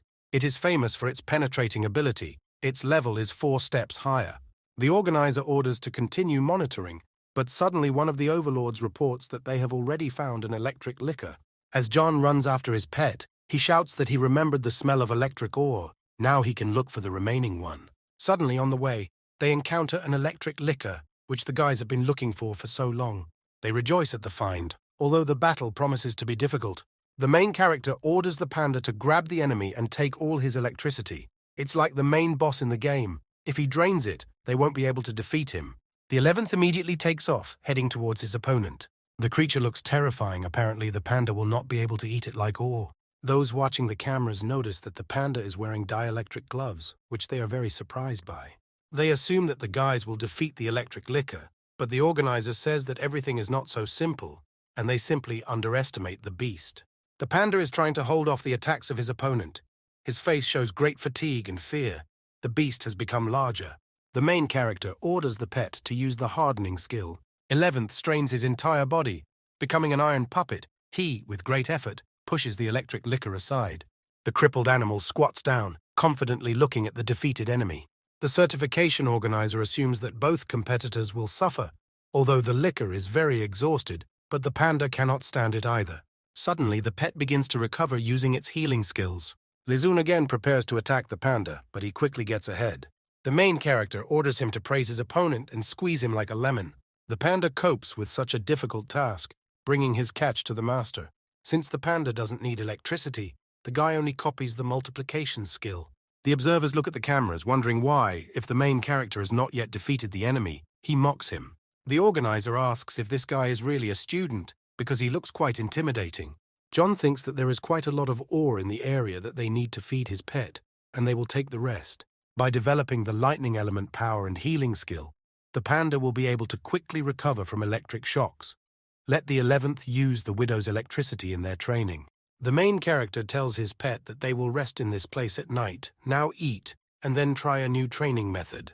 The man who invited the guy to go to the mountain thinks that he did not expect such an outcome of events, that the hero would use the slime as a training tool. The next day, the guys caught all 3 creatures. With dielectric gloves and the skills of the 11th, it was not difficult. You just have to avoid giving them too much food, so that their abilities and the level of electricity generated remains at a relatively low level. They will not be able to attack back, but will generate energy for the pet, like generators. Panda's skill is increased by the mid-level skill, Thunder Palm. John is very surprised by this because his pet himself has mastered the Thunder Palm skill. The guys resort again to the guy who sent them to the mountain to find out more information. The man is very surprised by what he sees because only one day has passed. It is impossible to awaken the talent of the lightning element in a panda so quickly. In theory, even if you feed on ore and receive electric charges, you cannot take possession of this element so easily, otherwise there would be many more pandas wielding the Thunder Palm in the palace of bamboo and stone. Although he saw on cameras how the guys trained, it is still impossible to achieve such results in such a short time. Not only did the training efficiency increase, but some unusual reaction arose between the two, causing the panda to further increase his speed. When the electrical energy accumulates to the point of causing a paralytic effect, at that moment, the power of the Thunder Palm is at its greatest. The main character thought that in order for his pet to master this skill, he would need to go to study at the palace. But he was able to master it himself, and this surprises everyone. Apparently, there is some special connection between different skills. After learning a skill, mastering another one becomes much easier. John asks the guard to write down their points for the slime. He asks if the guy will go up the mountain again to the magnet iron area. The guy opens his bag, revealing a huge amount of electrical ore. He reports that a lot of grief there are no more resources left. The guard calls his teacher to report the protagonist's progress. He says that the guy went to the mountain to train with his pet. The man talks about everything in detail, but the teachers think that he is just joking. The guy tells his panda that he needs to look for nutritious food for the silkworm, because he has been with them all these 2 days, but has not eaten anything. He helped them a lot. He tried so hard, he needs to be rewarded. They will need the food that the main character has prepared for his second pet only later. And the rest of the time, you need to feed him something simple. Only at the stage of transformation of the silkworm, there will be the greatest chance of learning new skills. The guy is thinking about how to raise his insect. Perhaps he will become an ice phoenix butterfly. And from the lowest level, he will move to the level of the most valuable pet in the state. You can also choose a rare element for him if it suits him, for example, an element of space or an element in time. You shouldn't think about different development paths now, because the most important thing now is skills and food. It is also too early to think about quality food. First, you need to raise the silkworm to the highest level. In this forest, you can find dragon whiskers. The first level spiritual plant is called, so because it looks like a dragon, it is the favorite food of pets that have the ability to create threads. This herb makes the thread even stronger and sharper. Suddenly, on the way, the guys following food for their little friend meet an unknown creature. They stop near the dragon's whiskers, looking at the plant with interest. Suddenly, a huge spider shoots its web in their direction. The 11th gets entangled in the tenacious material, and in a panic he shouts to the overlord to be careful. The panda is trapped by a terrible beast, which, smiling maliciously, pulls the victim closer to itself. John orders him to quickly activate the solidification, cut the web with steel wool. Confidence appears in the panda's eyes. He is going to defeat the enemy. The animal abruptly breaks the spider's threads, escaping from the trap. The guy orders his pet to use the gram palm, which is a new skill for him. The 11th immediately carries out the order. Suddenly, one of the spider's legs removes the animal in response, causing it to fly off to the side. The panda lands above the ground, leaving a sliding trail behind him. Apparently, he still doesn't have enough strength. The main character says that it is necessary to find the right moment and throw away the spider. He gives the necessary instructions for him and sends him further into battle. The wild beast again sprays its web at the enemy, who dodges it. Suddenly, the 11th grabs a stream of web with its paws. After this, he begins to quickly spin the spider with it in all directions, hitting it hard on the ground. Afterwards, John tells him to use the full solidification and thunder palm skills. Panda activates the gram palm with both paws and then does a force rotation from his body, after which he must shoot straight at the opponent. The main characters look at what is happening from the outside, rejoicing that the opponent is defeated. It seems that now the 11th's combat strength is even higher than that of this 10th level wild beast. There are probably still a lot of arachnids in the surrounding area, so it is better to know in advance how they might react. The jubilant pet raises his hand and smiles widely, enjoying the victory. The guy is still in first place among all the overlords. 4 creatures of the 10th level, 5 boars, and also a huge amount of resources, a total of 2,000 points. Electric birds fly across the sky, telling participants important information. The 3-day certification has been successfully completed. Security personnel will escort everyone off the mountain in order. The weaker beast lords are glad that the certification is over because they are already tired of eating only fruits. Some people run to wash themselves quickly. Others are upset by the large number of mosquito bites. Only John thinks that they did a good job. He will spend part of the winnings on something for himself, for example, buying the highest quality tonics. People panic when they learn that only 73 out of 100 people made it to the end. They had to stop the certification due to the injuries they received. The certification organizers shout that since people are standing here, it means they are capable of something, because this training area was created by people. If they didn't cope here, what's worth talking about the memory of antiquity? And you shouldn't even think about participating in certification for a specialty. It's better to return home and train your pets. If someone wants to know their final result, they can see for themselves. Everything the results are already posted on the wall. The first 20 participants will receive the right to enter the Trail of Antiquity.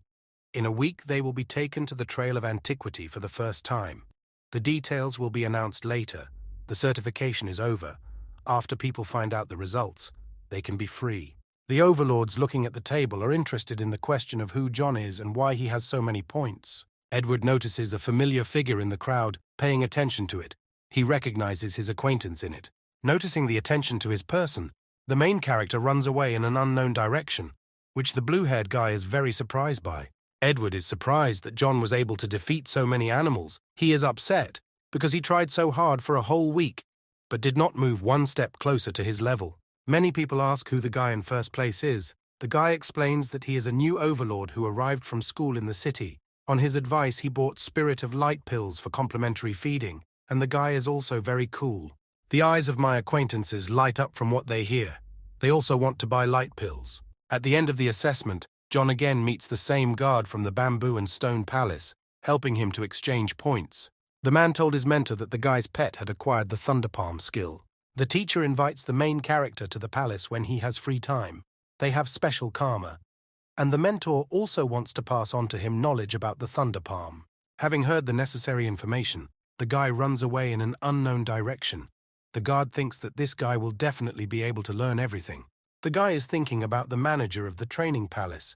Maybe he will teach the guy something else besides the already learned skill, because he is one of the most powerful overlords in their city. He probably knows secret techniques. Having returned home, the main character, together with his pets, takes a hot bath, rejoicing at his speedy return. Finally, they will be able to eat normal food, enjoying the taste and safety. And they will also be able to sleep on a large bed without being crowded on the ground in the forest, and not very long ago they wanted all this. The countryside is not at all suitable for life. When the main character has money, he will buy himself a big robot and begin to control it. He wants one like in the famous cartoon, so that he can become a plane, a car, and even a house. The guy thinks that they will be taken after the old man only in a week. Maybe he should go when he becomes stronger. On the other hand, it would be better to go now. You shouldn't limit yourself. By all means, first of all, you need to spend all the money you earn. You can use it to buy high-level food for silkworms, and you can also stock up for quite a long time. The main character goes to the site to buy tonics, pills without impurities of much better quality than his pills, which are made from very poor raw materials. They are very expensive, but fortunately he has money. Also on the site there are tablets with the addition of animal sprouts, queen bee pollen of white flowers, and dragon frog oil. John doesn't understand why they seem so familiar to him. They probably really help a lot.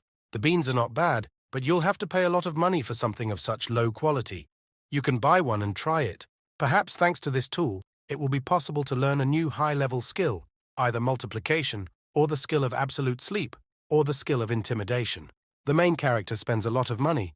There is no longer 10% of his profit, but with the help of expensive tonics, the 11th will be able to learn high-level skills, so it is worth it. Thinking about his spending, the guy peacefully falls asleep without even having time to notice it. Suddenly, his pet jumps on him, screaming for him to wake up. He really wants to eat. The panda spent a lot of energy on training. It's worth feeding him now. Silkworms still have strength in training, so he won't feed him today. The next day, John comes out of his house, shouting that today he and 11 will go to the Palace of Bamboo and Stone. Having received the notification, the guy takes out his phone. The goods that he ordered the day before yesterday are now on their way. It's very fast. He hears a loud noise. Someone announces that they are ready to land, ordering him to move away. The human courier arrived on a huge eagle holding a huge box in its talons. The men get down from their vehicle, open the box, and take out a smaller package. He says that this is John's order, asking him to sign for receipt. The courier is a master of beasts. He only became a specialist this year. If he did something wrong, he asks to forgive him. The main character thinks that in this world, even the requirements for delivery are so high, although the salary is probably quite high, since the goods on that site are of very good quality. The courier thinks why the client needs so many high-quality tonics. At his level, he doesn't need so much, but this doesn't concern him. Perhaps these goods will be useful to him. The man flies higher and higher, taking his box with him, wishing him all the best. John opens his package of tonics, looking at what he received with a smile. He calls his panda to him, asks him to come closer. With the ability of intimidation, one can also improve the skills of absolute sleep. They still have a lot of tonics. They can improve the skills whenever they want. In the enlarged state, the 11th has excellent combat strength. In the reduced state, his speed and recovery ability increases. So now it is best to learn this particular skill. The main character begins to teach his pet a new skill. He thinks that he will get it again without effort because he has just learned the Thunder Palm skill, but the Overlord wants to make him stronger again. The skill cooldown is now 168 hours. The guy thought the maximum cooldown time was 72 hours, but now it has doubled. He decides to eat another bean in order to reduce the cooldown time of the skill. Now it is 48 hours. It seems that learning high-level skills is limited. Until his own strength grows, the guy may not be able to significantly improve his skills, even with tonics. The panda is mastering new abilities. I feel a surge of strength and energy. In order to check the success of the training, the main character asks his pet to increase in size. Suddenly, the animal's stomach begins to growl loudly. Apparently, the increase takes a lot of effort. The guy orders the pet to shrink in size and it becomes very small. It seems that when exaggerated, his body weight doubles, and when reduced it becomes less than half. Now this is the limit. It's time to eat. If the panda is in less condition, then the guys will be able to save a lot on food. One holy bean can compensate for a period of weakness for 120 hours. If you eat another one, then perhaps you can fully recover. Your health will be even better than before. The instructions say that during the period of weakness, you can eat women in large quantities until your strength is fully restored. The effect of the beans will last more than 48 hours. This is an extra expense, and the instructions do not say whether you can eat half. If you count and round up, then the main character may lose several thousand. He thinks about how to save the money spent, whether something can be replaced or removed. The queen bee is clearly not considered a royal-level creature. Despite her name, she simply controls the system. This thing came from the nectar of various flowers. It has many more names. In the guy's past, it was also used as a tonic. Those chewable capsules that John bought at the pharmacy forcibly restored the body. Only due to the presence of medicinal raw materials in the composition, they do not have the effect of reducing the recovery period for learning the skill. He will no longer go to the pharmacy. Suddenly, the guy discovers something else lying in the box. He doesn't understand what it is. Apparently, he didn't order anything else. It turns out that there is something wrapped in film with a note in which it is written that someone is eager to see him perform again. This is a new combat suit, a note from a secret admirer. In the palace of bamboo and stone, everyone is training, and the teacher is reflecting on the fact that he has finally found a student who is able to fully obtain all of his knowledge, even mastering the skills of the Thunder Palm in just one day. The man strongly doubts whether he can teach him. Suddenly, a girl in a panda costume calls out to him. This is his daughter, who sold the panda to John. She suggests that her father goes somewhere for lunch, maybe to the Dragon King's palace. The teacher sternly asks the girl if she has finished her training. She was certified as an overlord at the age of 18, and then immediately changed her specialty to cultivation, chose the faculties of research and evolution to study the development ability of pandas. In the end, she did not research anything. Her strength fell, no results. The teacher remembers his daughter mentioning John, talking about a very disciplined beastmaster. The girl is happy that he decides to join the palace, but the father refutes this idea, explaining that he simply received orders to help him in training. He asks if she knows how his panda developed after he left. She doesn't know, but she told them that if they have questions, they can come to them at any time. But if he doesn't come, then everything is fine. The man is very angry at these words. John and his pandas participated in the Lord competition on the mountain, and he received first place. The panda lover is very surprised by this, because that panda only awakened to the 3rd level a month ago. The man can't believe it either, but soon he will come for a visit. and then they will all find out if John is at least half as good as they say. It will be great. The daughter interrupts her father's thoughts about the imminent arrival of his student, asking if they will go to eat. The man boils, answering that no, meeting such a talented person is much more important than filling his belly. He should find out what is so special about these guys. He should rather get to know him. The girl is surprised by the answer. Apparently her father dares to go against her mother and is not afraid to return to bed in the evening. She says that she already told her mother that her father will come. He gasps and asks his colleagues to tell John to come back after lunch. He is suddenly very hungry. The main character stands near the entrance to the palace, asking if anyone is here. Suddenly the door is opened by a familiar person. They meet again. The girl asks to follow her. The father is waiting inside. The man asks him to sit down. His daughter's thoughts say that John is really not the same as before. The girl can't believe what her father told her at dinner. Where did the guy have such fighting abilities? She cared a lot about his pet, and remembers what strength he had a month ago. The father said that perhaps John had a great chance. The teacher says that if the main character wants to study in the Palace of Bamboo and Stone, he will teach him everything he knows in terms of panda development. He won't be able to give him much. Thunderpalm and Explosive Fist are the most valuable skills the palace gives to the pandas, and although they feed them quite expensive food, it does not compare in value to the books containing the secrets of these skills. John thanks them for this. The man offers him free use of the 3 training grounds and all the equipment. Food for his panda will also be provided by their palace. The teacher says that if he has any questions, he can ask him at any time. There is no need to go through standard training with other students. The girl is in great shock from what she heard, because Dad is not even so kind to her. The man believes that such talent requires a special approach. The guy is happy with what he heard. They say that this suits him, because it means free food, housing, and even unlimited access to training equipment. He will also be able to consult with a high-level overlord at any time. It turns out that John can use the reward for participating in the certification to buy tonics, and the palace will provide food for the 11th, but he does not know whether the owners of the palace will be able to feed him enough. As for the silkworm, there is food for it everywhere outside. The guy did the right thing when he agreed to join this bureau, otherwise he would still be idle.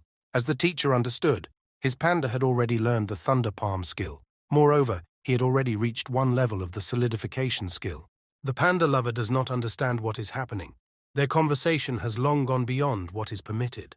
The first thing the panda guy needs to train is the Thunderpalm skill. It is a little easier than the Explosive Fist skill. Don't take on too much. If you want to learn the Explosive Fist skill, he advises you to master the Thunderpalm skill first. The guy thinks about what was said. Ordinary pandas probably need the Explosive Fist skill, but his panda can already correct himself just fine. He doesn't need the fire element ability. If necessary, the 11th will be able to master this skill later. The teacher offers to go to the training ground so that he can tell him about everything in more detail, and before that, introduce him to other students. If he studies in their palace, then he will need to contact them.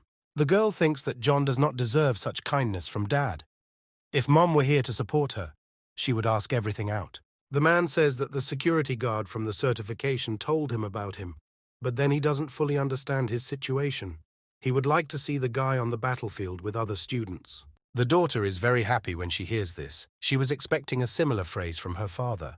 The guy says that it's not difficult for him. He's ready to fight. Usually disciples at the practical training level undergo serious training in the palace. This is the ground for basic training. The disciples of their gang train here after eating.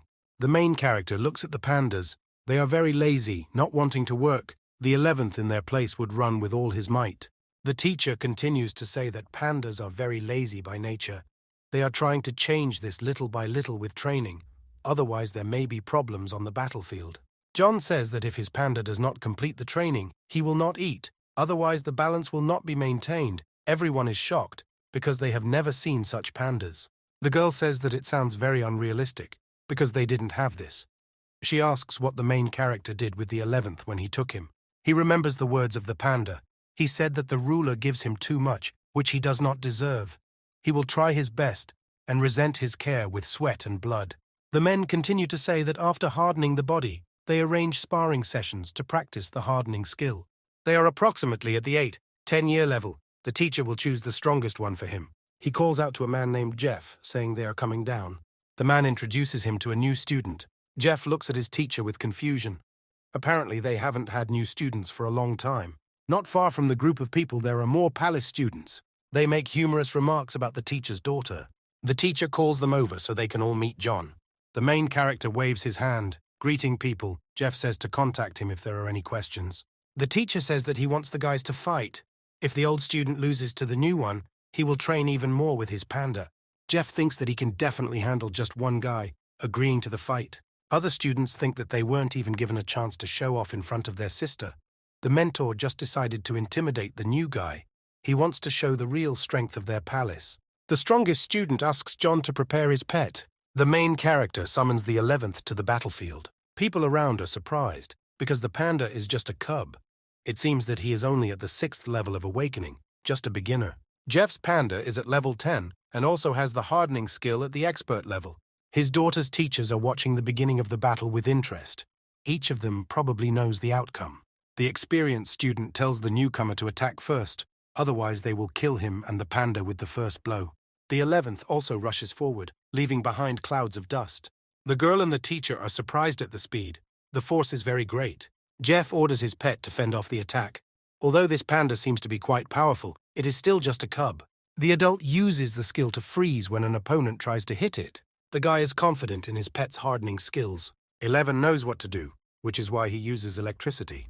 An experienced student is surprised because such a skill is only possible for a panda of a supernatural level.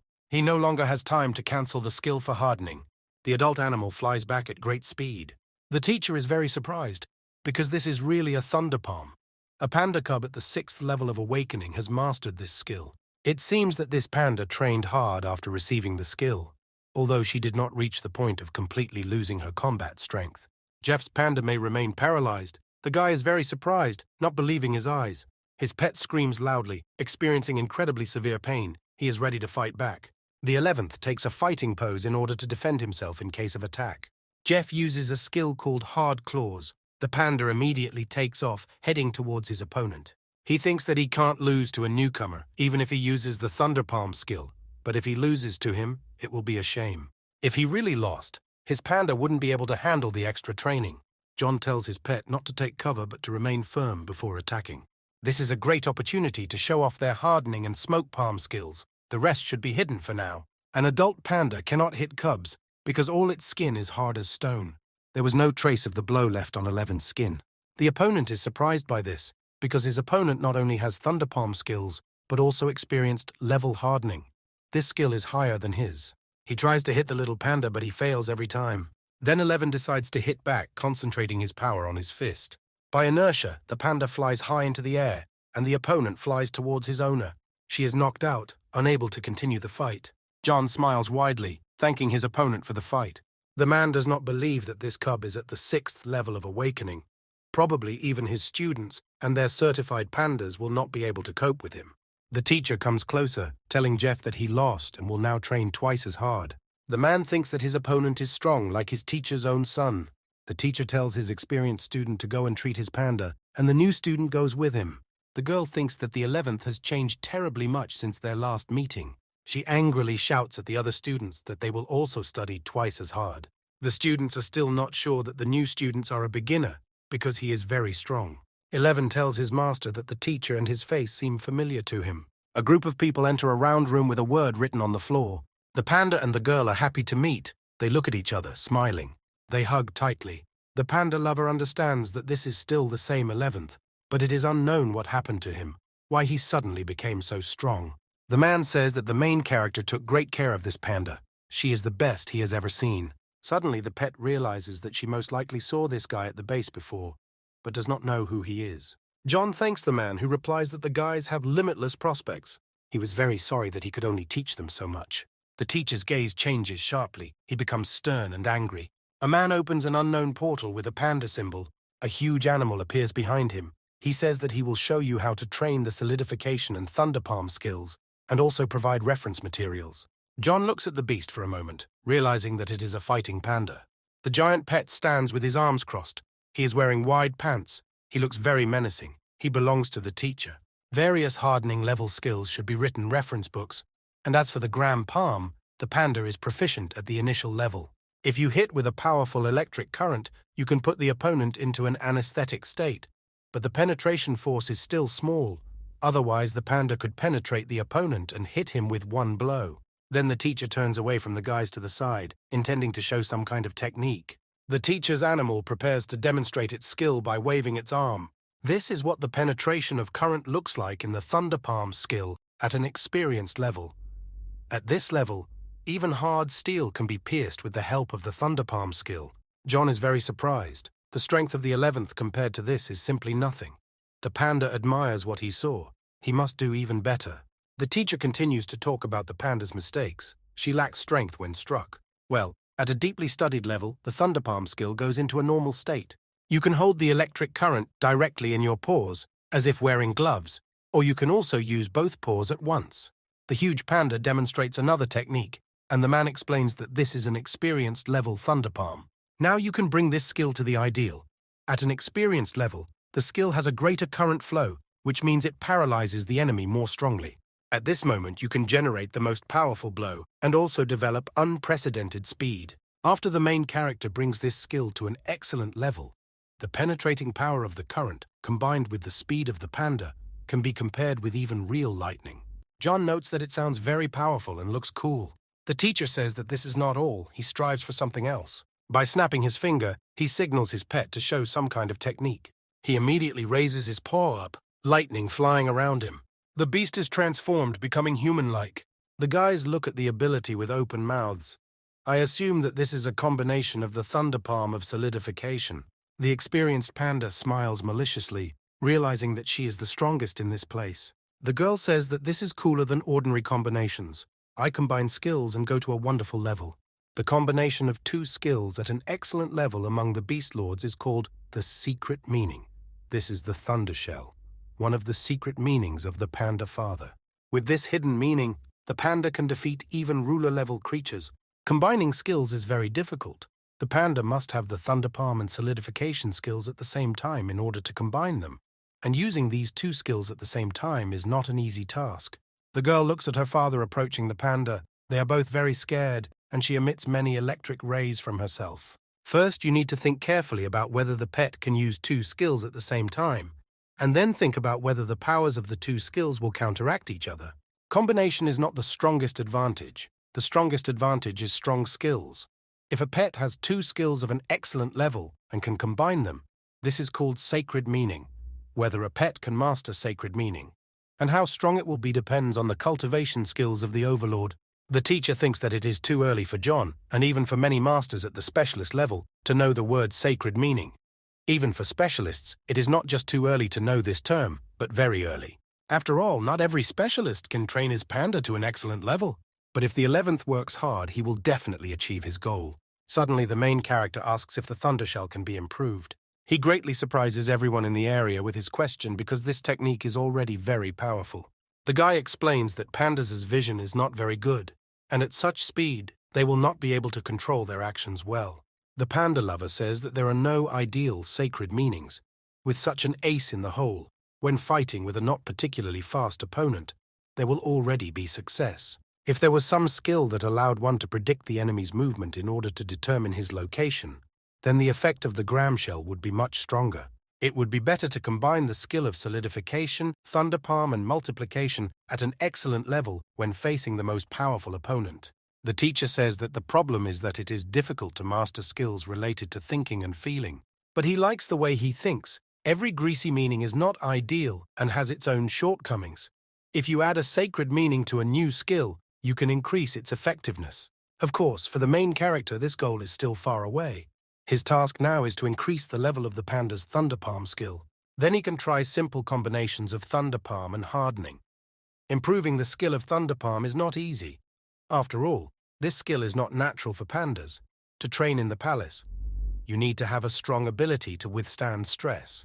To train a skill to an expert level, the pet must have the ability to control strength, as well as physical endurance.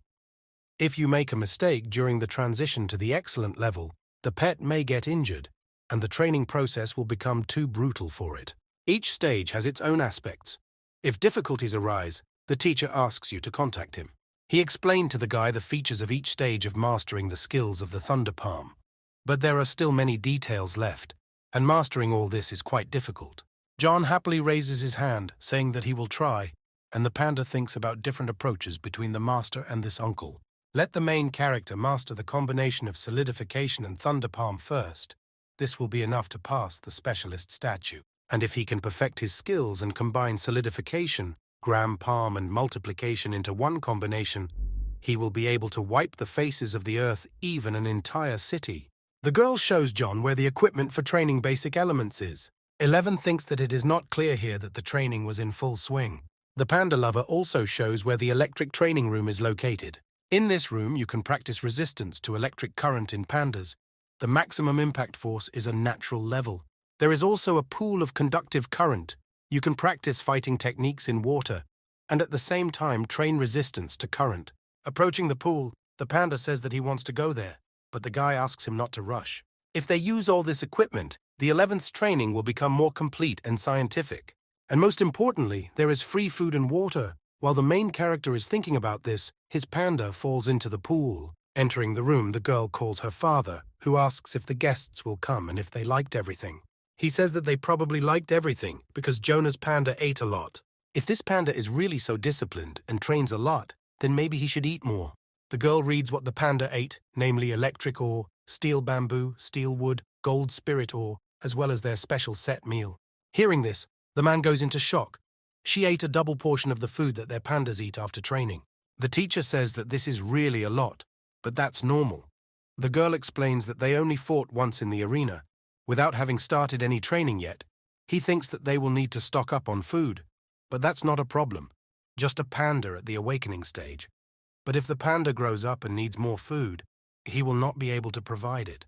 Possesses the ability of absolute sleep. The 11th can digest food faster in his sleep, so there is no need to worry that he eats too much. Everything will be absorbed.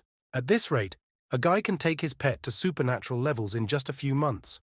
In this world, pandas live an average of 35 years. If the panda is properly fed and provided with good conditions for development, it will move to the supernatural level in about 10 years.